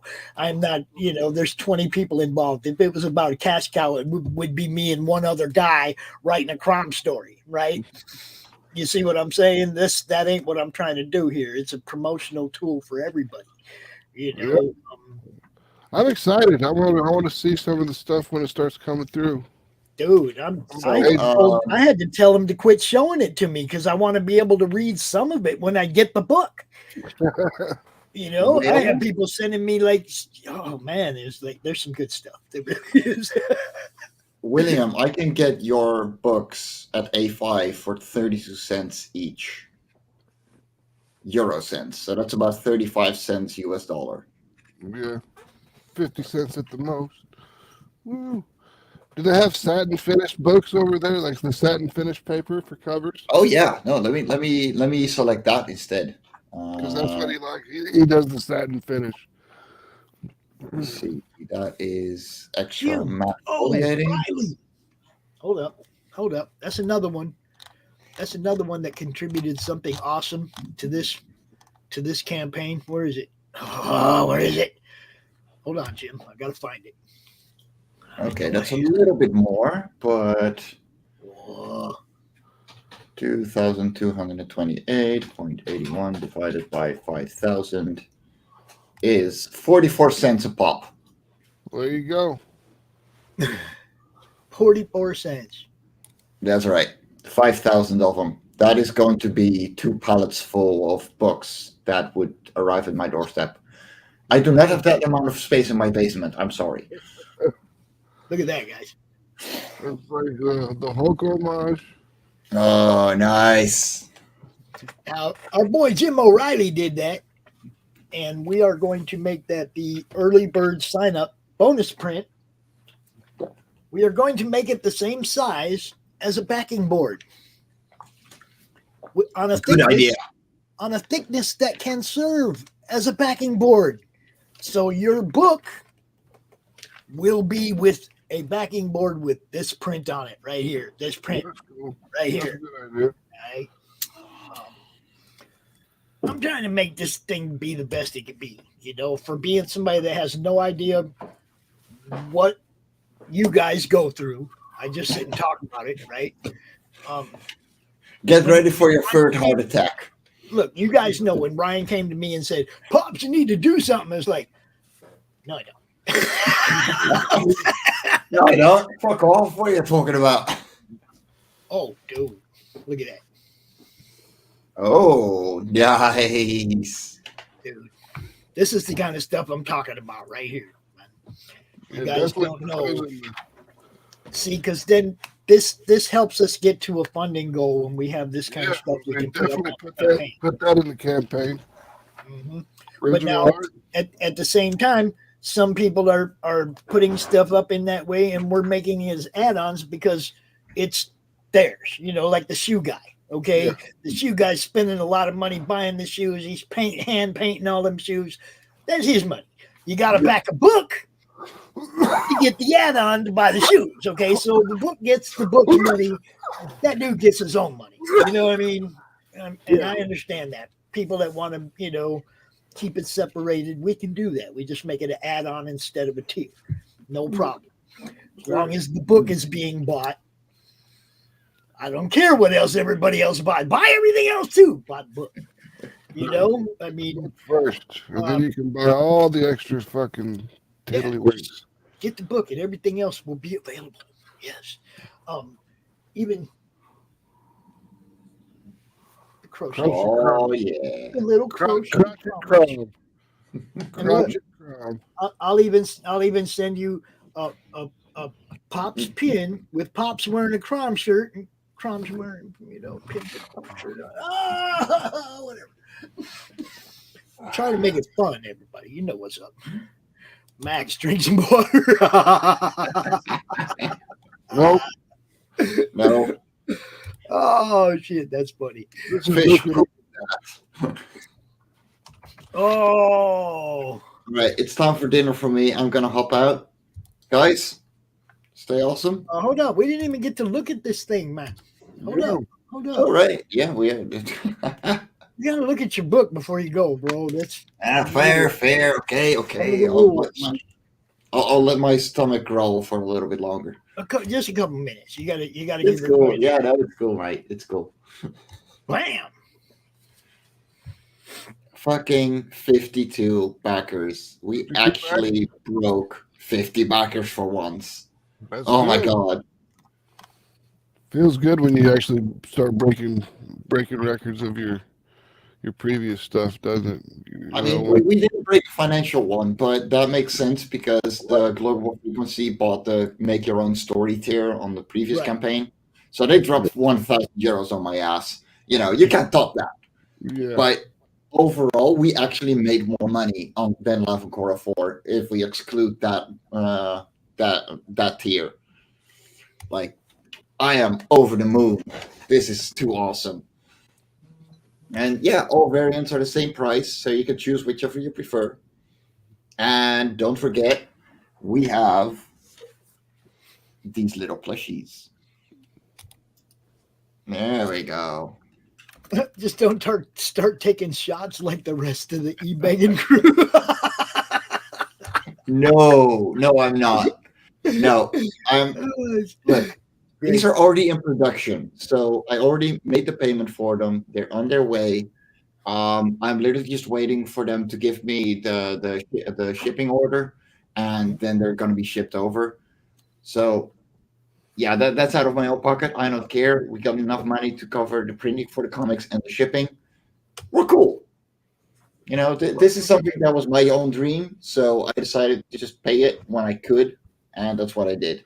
And yeah, the high quality plushies, they're currently being made in China, and I'm super proud to present them. And you can post the ears. There you go. Nice. Beautiful. So you got the plushies. Mike gets it. You got to have some fun involved in that. You got to throw some. Oh yeah. And this is the first of many. Like, this is just the first character that I wanted to turn into a plushie. Not show the wife. No. Show the wife. She knows what to do. See, that's just it, though. She don't let him spend the money when he wants to. But when she sees something she wants, she's all over it. Dojo Kun says he does need a plushie of Siamese somehow. Honestly, the Siamese would be very good for body pillows. Oh, body pillow plushies. There you go. How you doing, Dojo? Welcome to the morning show. You want the link? You can come out if you're not working. Good to see you, Dojo. Sorry I had to hop out of the bar bay yesterday. My PC was starting to make funny noises. Oh. Yeah, there were like 9 people in there, and it just made my PC go brrrr. And I was like, nope, sorry guys, things are starting to shut down before my eyes. Like, I need to save this thing. I need to draw another day.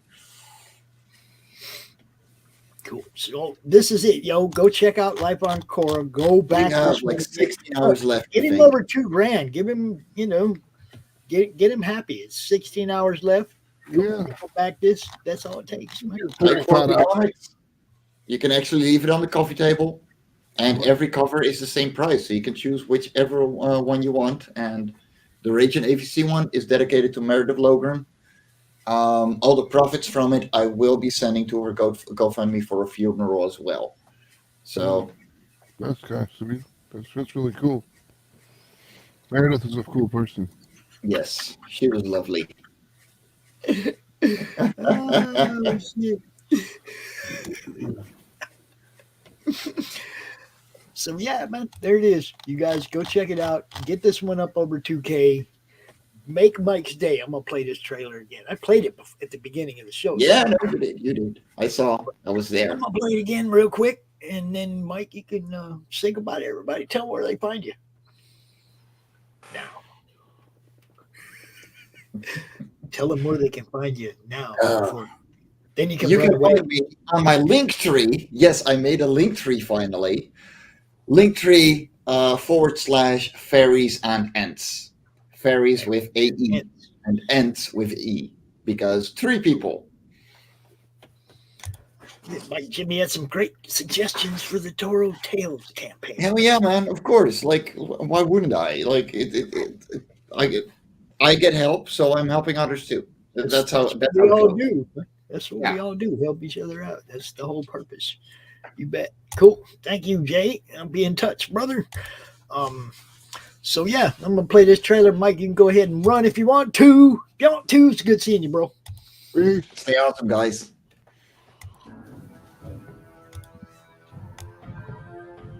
Tiny Travels.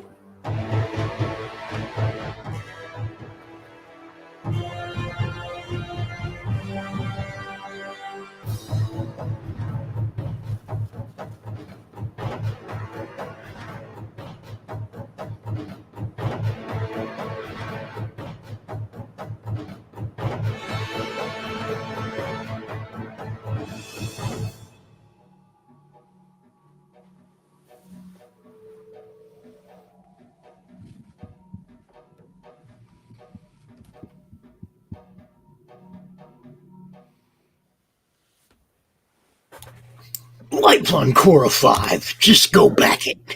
Tiny Travels. It almost sounds wrong to say Tiny Travels in the big booming voice, you know. So Tiny Travel. With reverb and echo and tiny. I can't do that stuff. I'm not the voice guy, not the voice editor. I don't do none of that stuff, man. Yeah, when we did the thing for Sam on his campaign's video, me and Phil, we worked that pretty well. Phil did the voiceover, and I lined the music up with the video. I like that one. I like that one too. It worked really well. I was impressed. I slapped it together pretty quickly. We were just like sitting there once. We were like, let's help Sam out because the 47 Furious Tales issue 3 didn't fund by it was something like $200 or something. It was a near miss. And yeah, and it happens on every one of his campaigns too. I know. But this one, he's crushing it. I'm on lunch for another 20 minutes. I've had 14 calls sent to my cell so far in the first 40 minutes of my lunch. Sam, that just means you know that place would fall apart without you, bro. Yeah, the place that he works at, though, they just send they keep forwarding calls to him all day long. Yeah, even on his days off, everything. They just never leave him alone. That's what I mean. It's like place would fall apart without you. Next time you go on vacation, accidentally leave your phone at home. Yeah, exactly. I forgot it. That's okay. I'm on vacation. He's like, I'd get back to work and the place would be destroyed. There'd be nothing left. Good stuff. So, hey, you say you went up to 130 overnight? Yeah, I guess so. I mean, last I looked at it, it was 127, and that was this morning. I'm going on vacation April 1st for a convention. I'm really looking forward to it. I don't blame you, bro. Conventions are fun. Yeah, they are. And going back to Grand Rapids? Yeah, April Cool. 8th through 10th. I'm not sure which day yet. I don't go up there and hang out for the whole weekend. You know, I'd like to go on Saturdays because then I can do my interviews, post them that night, and tell everybody go up here tomorrow. You see what I'm saying? It's like so, but I mean, it's doing the cons now as opposed to going to them before when you walked around and you looked at all the cosplayers and you looked in the dollar bin books and you looked. Now I go and I look for people to talk to. Yeah. It's completely different. Yeah, I used to I remember when I used to go and I'd look around and I'd go to Artist Alley to get artists to draw commissions for me, you know. And now I go to Artist Alley to get cards to find people that might want to do a cover for me or, you know, might be doing sequential stuff or whatever they're doing. Yeah, I'd be running down there and I interview everybody. I get their contact information. I tell them about the madness and a place to come out and promote their stuff and try to bring them to the party. You know, some of them I'll ask everybody, can I come do an interview with you later? And the ones that say, yeah, I'm back at their table later in the day. Brad with the camera, getting the booking. You know, professional. Oh, no, we don't have the professional. He's got a nice camera, though. It takes good videos. That's all that matters. Get the lavalier microphone, pin it on your chest. and Glenn is only one backer away to top 100 pounds for the Kirby book. Sweet. Let's go ahead and pull that one up again real quick. What do we got? Jack the Curb by Glenn Fleming. Oh. That is not what it is. It's the Jack Kirby DVD and book, A Personal Journey by Glenn E. Fleming. Jack Kirby on ice. Dude, I tell you what, man. When I watched the video, it's like, okay, you've seen the little clips in his trailers and whatnot, dude. When you watch the video, you're just like, Glenn, you're such a lucky fucker. I mean, they're just sitting there and they're just talking about just like whatever, right? It's not like it's not like an interview. There's no agenda to it. It's not a driven thing. It's just him and his own words, very candid. Yeah, it's not an interview. It's just hanging out with Jack. It's like, get the fuck out of here. You know? But yeah, I mean, I'm hoping that I'll get to hang out with Glenn like that someday. Because man, no, we had a good it's a great freaking DVD. I loved it. You know, the book is a little more in depth. I mean, there's notes, there's all kinds of stuff in this book. Okay, so it takes a little bit more concentration, and you want to make sure you have time when you start diving into that. I started paging through it, and I was like, "Damn, man, I'm gonna need to put some time away to go through this." It's not. I'm gonna have to take notes. Yeah, I mean, it's not like most books I pick up. You know, it's like if for some reason I'm actually watching TV or something, I read during the commercials. Yeah. Okay, commercial comes on, I pick up my book. I mean, I'm rarely watching network TV anymore, but I read for like 15 minutes before I go to bed at night. To quiet the mind. All out, right? But yeah, man, it's like this one is something you're going to have to put a little time away for to go through and really examine, because there's some serious shit in this book too. Glenn, you did a wonderful job, my friend. Just saying. Let's see, what do we got? We got Miss Rena. She's still watching. Hi, Miss Rena. That campaign is going well as well. We can show that one off too in a minute. Campaign is rocking. Yeah, I mean, all these campaigns, man. These guys are all killing it right now. It's good stuff. I know there's a lot of good campaigns out there. Okay, when I'm seeing people dragging up 100, 110, 115, 130, 150 backers, I know they're doing the promotion part of it. Oh yeah. You don't get that many backers unless you're actually out there talking about what you're doing, showing everybody how good it is. We post all the time. We use the madness, of course, twice a day usually. I mean, sometimes the last couple of days I've been kind of like letting it be quiet, and then that way when we come out with the cover on the 17th, it'll be a bigger deal. But we post all the stuff. We go on shows. We do the rounds. We do it all. Me and Sam, we did a lot of stuff together this time since we launched at the same time. We did a lot of shows together too. Dojo, you want to do a special edition? Come out, talk about it. You let me know. We will hook you up, bro. I don't know what my Monday Madness schedule is, but we can do a special edition any goddamn time. Sooner rather than later. Let's, if you want to get out here, let me know. We'll hook you up. That's how we do it. But also drop that link. Where did you drop that link, Dojo?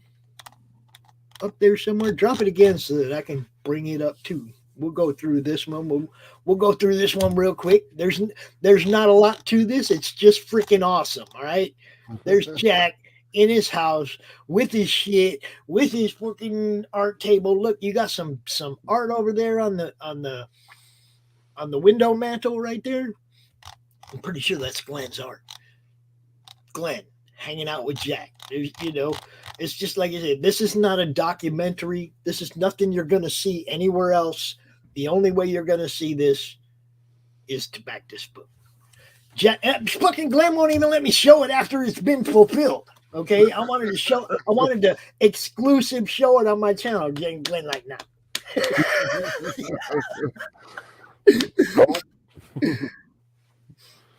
Shut that down quick.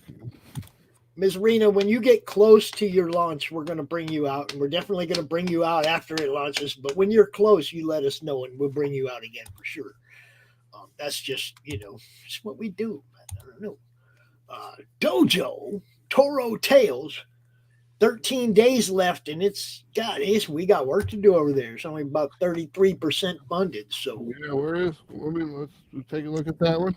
Yeah, we're gonna pull that one up right now. We won't forget you though, William. We will make sure, Sam. We'll make sure we get that 47 up here too. I really like to highlight the ones that aren't there yet because they need to be there. Yeah, 47's funded, so let's go with this one if it's not funded yet.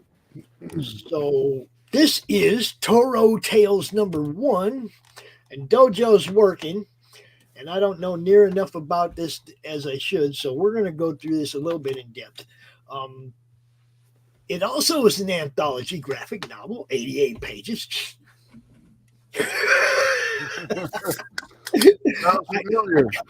I kind of see you, Dojo. I kind of see you. Okay, I understand.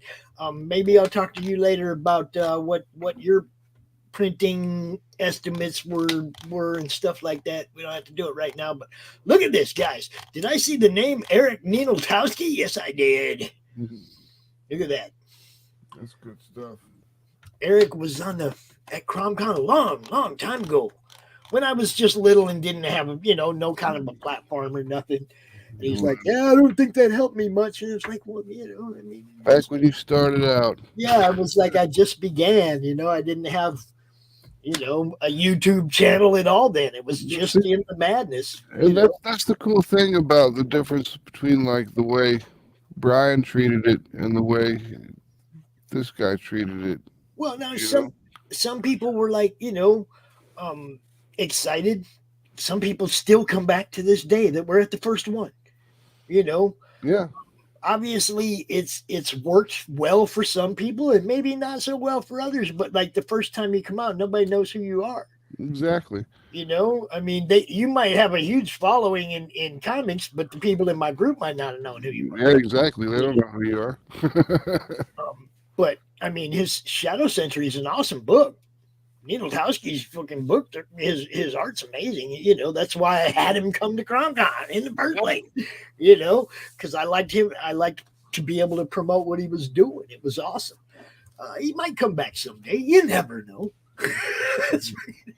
Keep trying. Maybe so. Maybe no.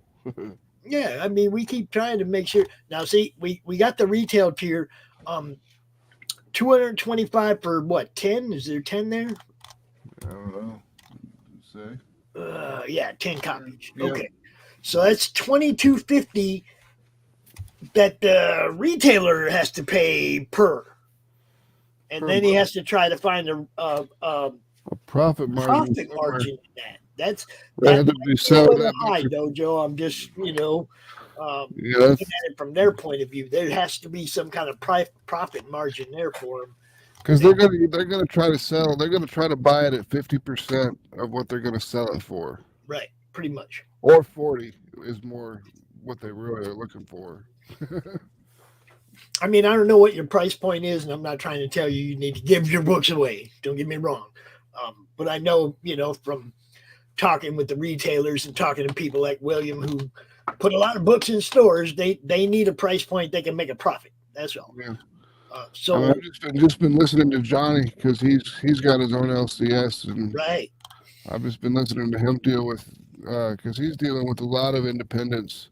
He wants to carry a whole lot of indies in his store, so he's been dealing directly with a lot of these Kickstarter people. He dealt with Sam. He's got a few others in the works right now to get the books in the store. So yeah, I'll be talking to him. I think I told John. I think I said Johnny's store is the first store I'm going to have books in. Just like that. Okay, so now this was cool, you guys. This thing right here, the Canadian Shield, beady guy, whatever. I don't even know what you call these, beady buddies. Okay, they're made out of beads and shit, right? They're actually roach clips. Don't tell nobody.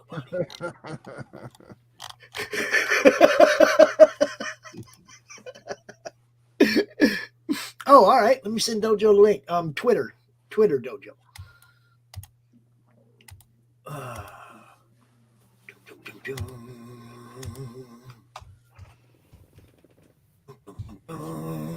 Coming at you right now. Yeah, I'd much rather you come out and pitch it. I'm just like here, like don't look through your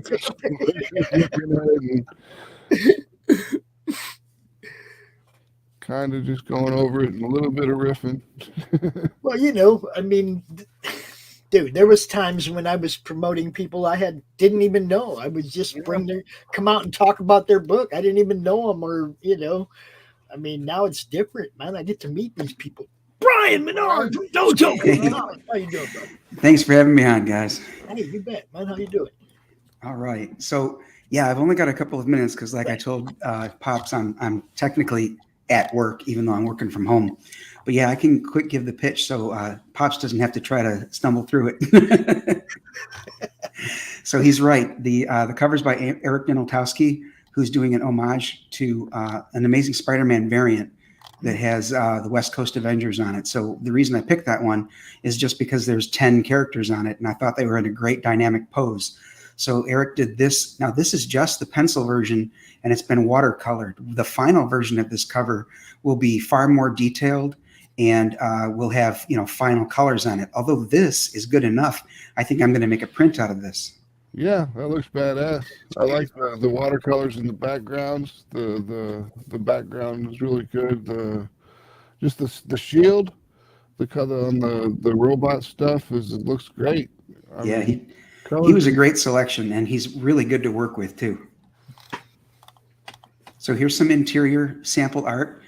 There's 9 stories in this. This is an anthology, and another benefit to this one is it's completely done. So once this campaign is over, there's no wait for fulfillment.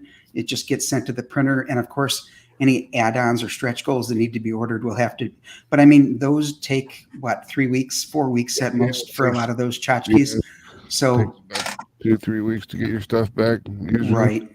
Yeah. So I'm not worried about that taking too long to fulfill. So this is done. 9 stories in it. This is a sample of the first one, which is Bot 42, a man's brain and a robot body, which of course is not anything new, but the way I portray it will be. The next sample is Sakura. That's Japanese for cherry blossom. And she is the Dojo-kun martial artist. And I always like to say she's not delicate like a cherry blossom, though. She's delicate like a bomb. Well, I like that picture. I'm okay with that picture. The next one is Lone Shark. He would be my company's homage to like Namor, if you will. He's a mutant Atlantean. And then that looks like Mr. Manhattan right there. Yeah, Dr. Manhattan. Oh, yeah, a little bit. Okay, yep. And then Sovereign is super powered. And I think that the artist Eric Kearney from the UK did a great job. And his art sort of reminded me of Mobius. So I asked my colorist if she could also emulate Mobius's color palette. And I thought she did a great job as well. So I'm happy with this short story Sovereign that's going to be in there. Sweet. Like Pops said, the first 100 backers of a physical tier get the BD Buddy, which is handmade here in Michigan. And the guy was selling them, like Pop said, they've got little clips on them at his location. I can't have them made without the clips, though. He's like, yeah, whatever you want, dude. So there's going to be 100 of them handmade, and he's excited to do this. He was doing them for characters from the Big Two and all that. And I asked him if he could do an IP, and he said, sure. What do you got? So that'll be fun. And then as far as the tiers go, I kept it pretty simple. If you keep scrolling down, Pops, we can talk about those. There's that's the physical book. Then that right there is the exclusive hardcover. There's only going to be 50 of those made, and 10 have already been backed, if you will. So hopefully we'll get another 40 of those ordered. So it's beautiful. That art is by the Art of Puro, a married couple in Italy. Andreas, the husband, does the line art, and then Monica does the coloring. Nice. Great. It's always cool when they have like I love the names husband like wife that, teams, like man. Steph and Carrie Ann and those people, and Right. Mike and Trish. They work together all the time. So there's just a couple of add-ons. Like I said, I was trying to keep this campaign real simple. There's the chibi stickers. There's 9 of them because there's 10 characters, but 2 of them are twins, so they're on a sticker together. Chibi, And- Deeby, Deeby, wanna dance, buck. And then the other add-on is a supplemental ash can, which is an 8-page book about this character, Bog. So it's additional content. I've always liked those campaigns that have ways to get additional content, not just stickers and things. Although I like the stickers and pins, etc., I much prefer additional content. Yes. Yeah, Books are pages. Books are pages. I love them. Right.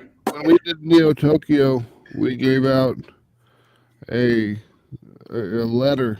Everyone got a letter from Morse Medical, and it had a QR code. If you follow the QR code and then put in the number that was on the little dog tag that you got sent to you as you were for your account number for Morse Medical, it opened up a website that it made it look like the main character of the book Virus had hacked the website and was giving away secrets from Morse Medical, and it was a 12-page short script or short story, a PDF that we'd given away.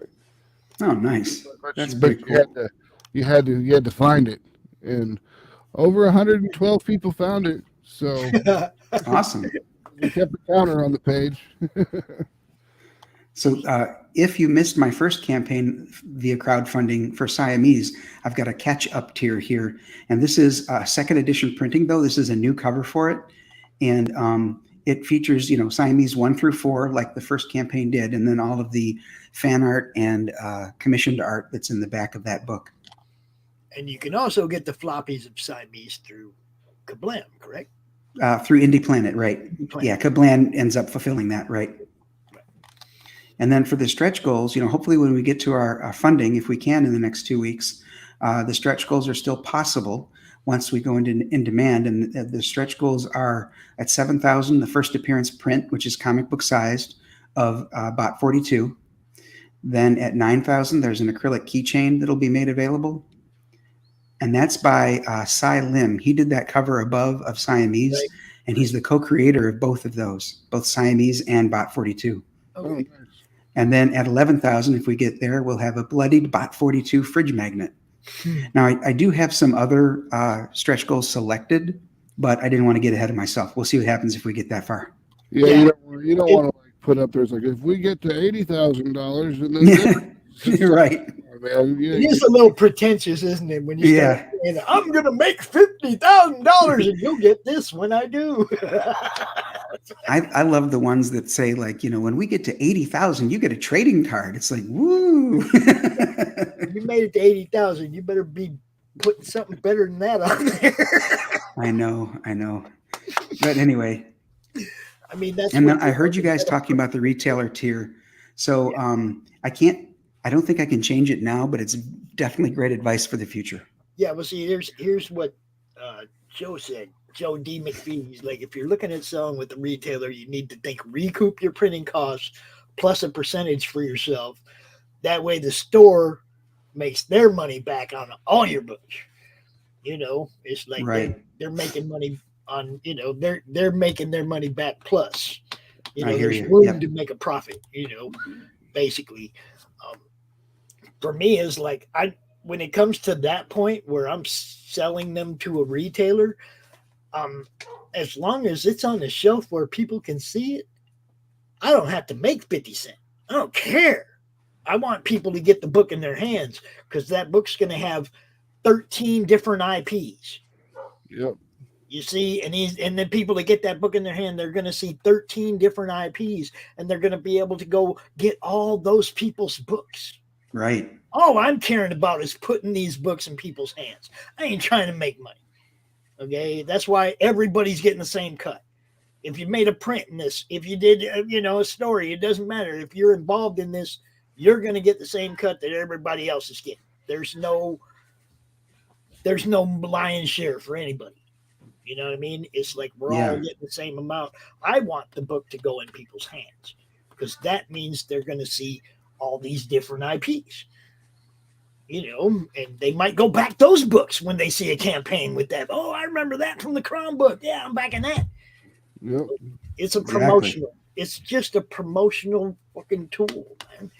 You know, just like this show, just like everything I do, it's to promote everybody's stuff. And we appreciate you. Oh yeah.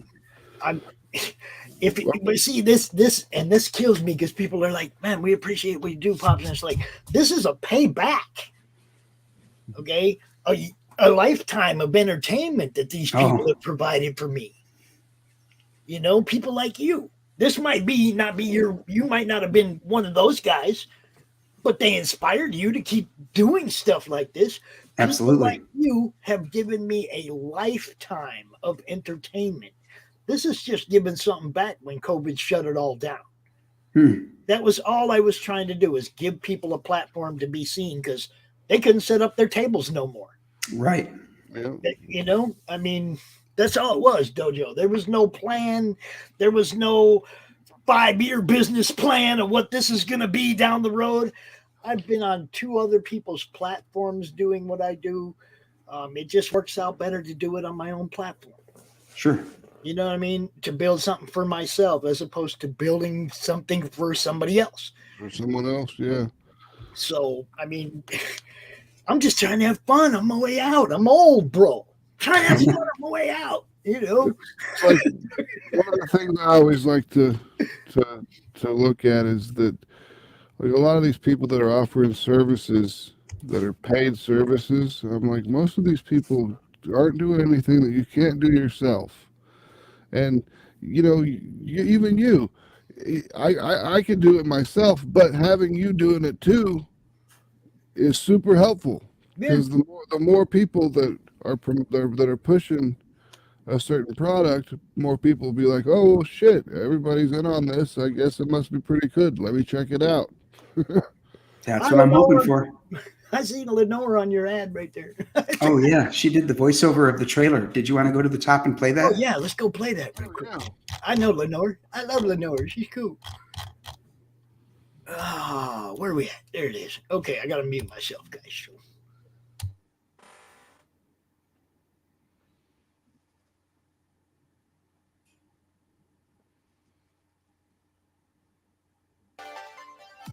The Toro Tales trade paperback brings together the inaugural chapters of some of Dojo-kun Comics' greatest characters.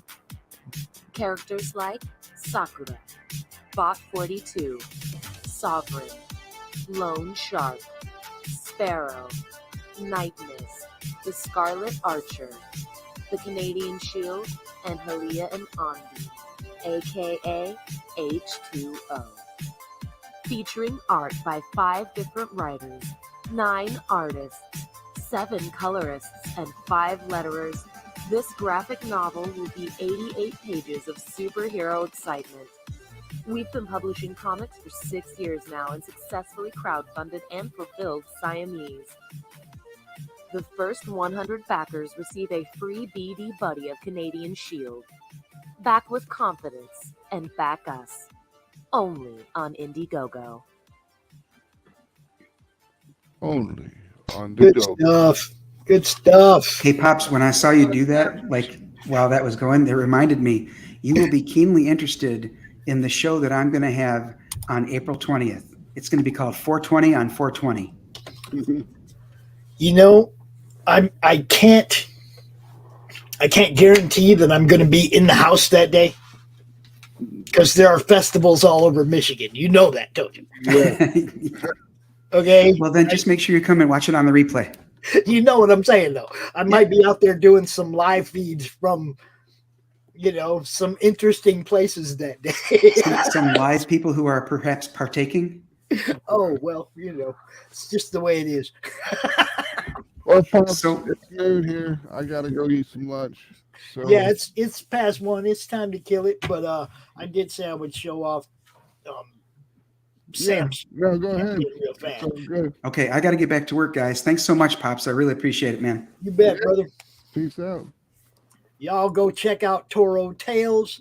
Back that book, yo. You guys know what's up, man. This is this one should be a lot closer to funded than it is. Yeah, I gotta be stern with it, Brian. I have to. You know? Thanks again, Pops. You bet. Take it easy, but love that dude. Love that dude. Brian's all right. I like him. So yeah, go check out Toro Tales, you guys. You know, he has also Dojo Coon Comics has a YouTube channel. He does a Shill Shack show where you can go out and talk about your books on his show. So, you know, make sure you go follow the dojo. Can I say? All right, now quick run through Sam's 47, and then I'm out of here, man, because I hear you. I want to eat something too. Here we go. Bam! Oh, look at that shit jump right when we turned it on. Look at 112 backers. Yeah, baby. Hope you're still watching, Sam.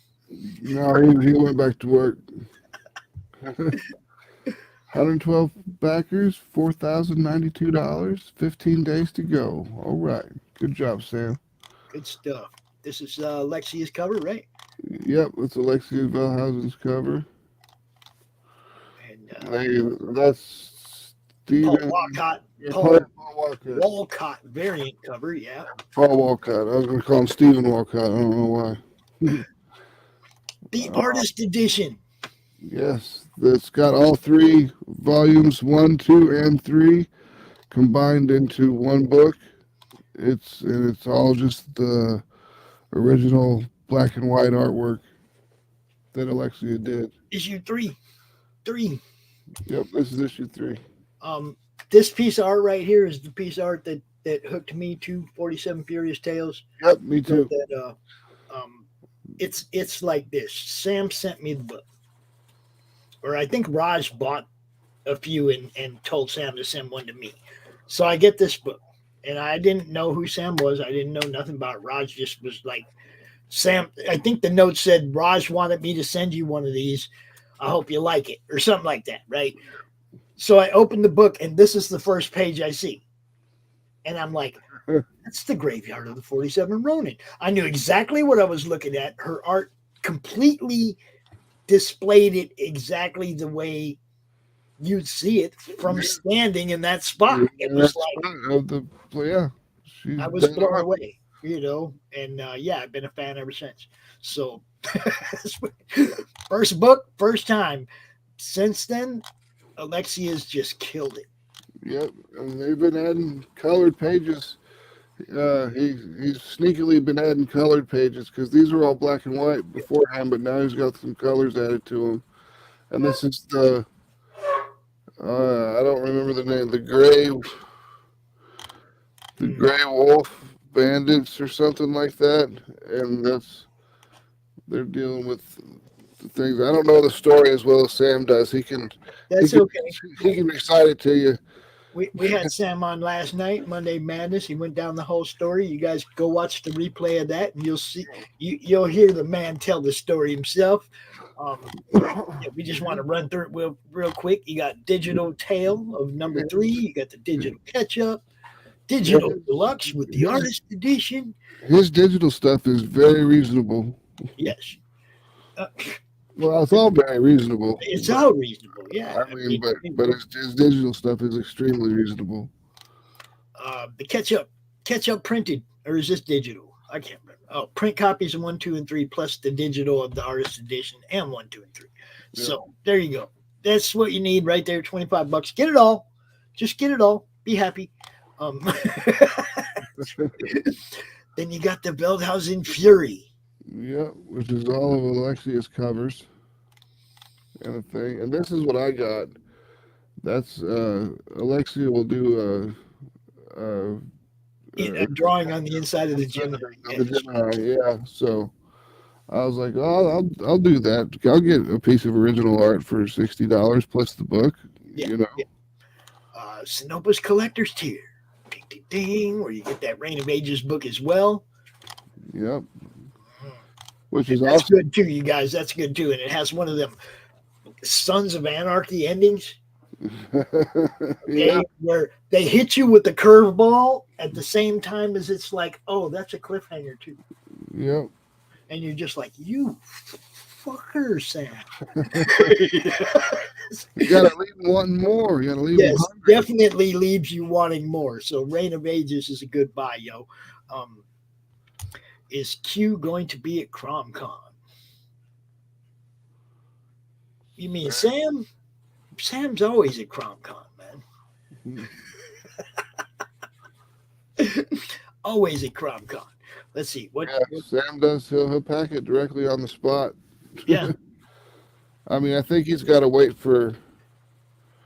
I don't think he's printed issue 3 yet. I think he's because it's not all fully colored. Right. But as soon as Alexia finishes coloring it and they get the lettering on, he's sending it to print. Yeah, I mean, you can watch a lot of my old videos where Sam is on, and somebody always backs one of his books, and he's packaging it up and sending it out the next day, and he'll package it right there on the show. It's cool as hell. But like you said, this time it's like one of those. I don't think number 3s are all printed yet, so probably won't be seeing that unless he's just sending out issues 1 or 2. But the Ronin tier. Original pages of art, yo. And I've had Alexia on for a Madness art auction where we've sold her art live, and yeah, her art's amazing, man. So yeah, it's really impressive.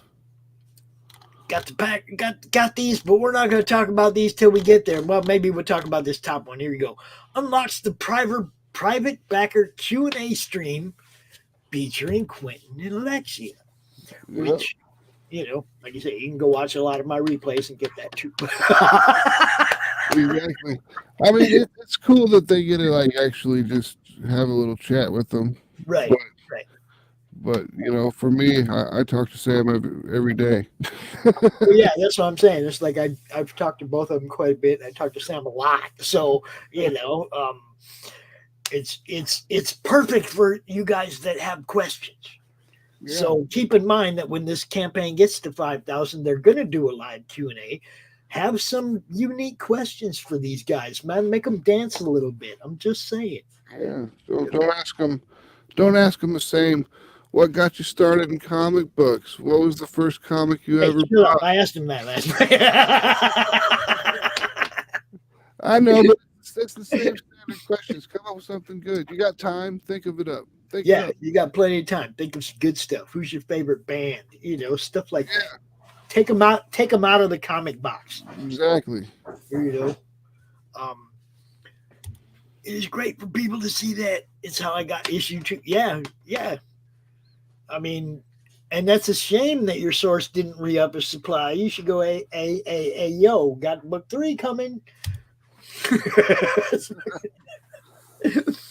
Yeah. Good stuff, man. Max, I'm going to let you go. I'm going to see you tomorrow. We're going to game up a little bit. Yep. Sounds good. I will talk to you later. For those of you who don't know, Max is like the game master in our little D&D game that we do on the side on Wednesdays. We don't do it live yet, but maybe the next campaign we might do it live while we're out here and let everybody watch and have fun. Once everybody learns the D20 or the Roll20 system, once you get the system down, pops and stuff like that, we'll be fine. Yeah. And then we'll stream it.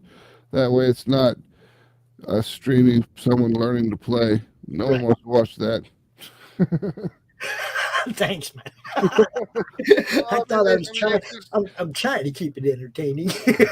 No, I mean, no one wants to watch. It's like, okay, let me look up this rule. Right, okay, right. Here's the rule. Here's the ruling. This is the things you get to choose from. No one wants to deal with all that. They don't want to watch that stuff. They want to watch the game being played. Yeah, well, like I said, I'm having a good time. So, maybe the next one we'll let everybody else watch. Yeah, sounds good. All right, you have a good day, Max. You too. Love you, bro. Peace. Later. Okay, so let me see. What do I got here? I can play a couple of commercials and then I can be going and eating my lunches. Yeah, I can do that. Let's see. How about we start with a banner and then play that.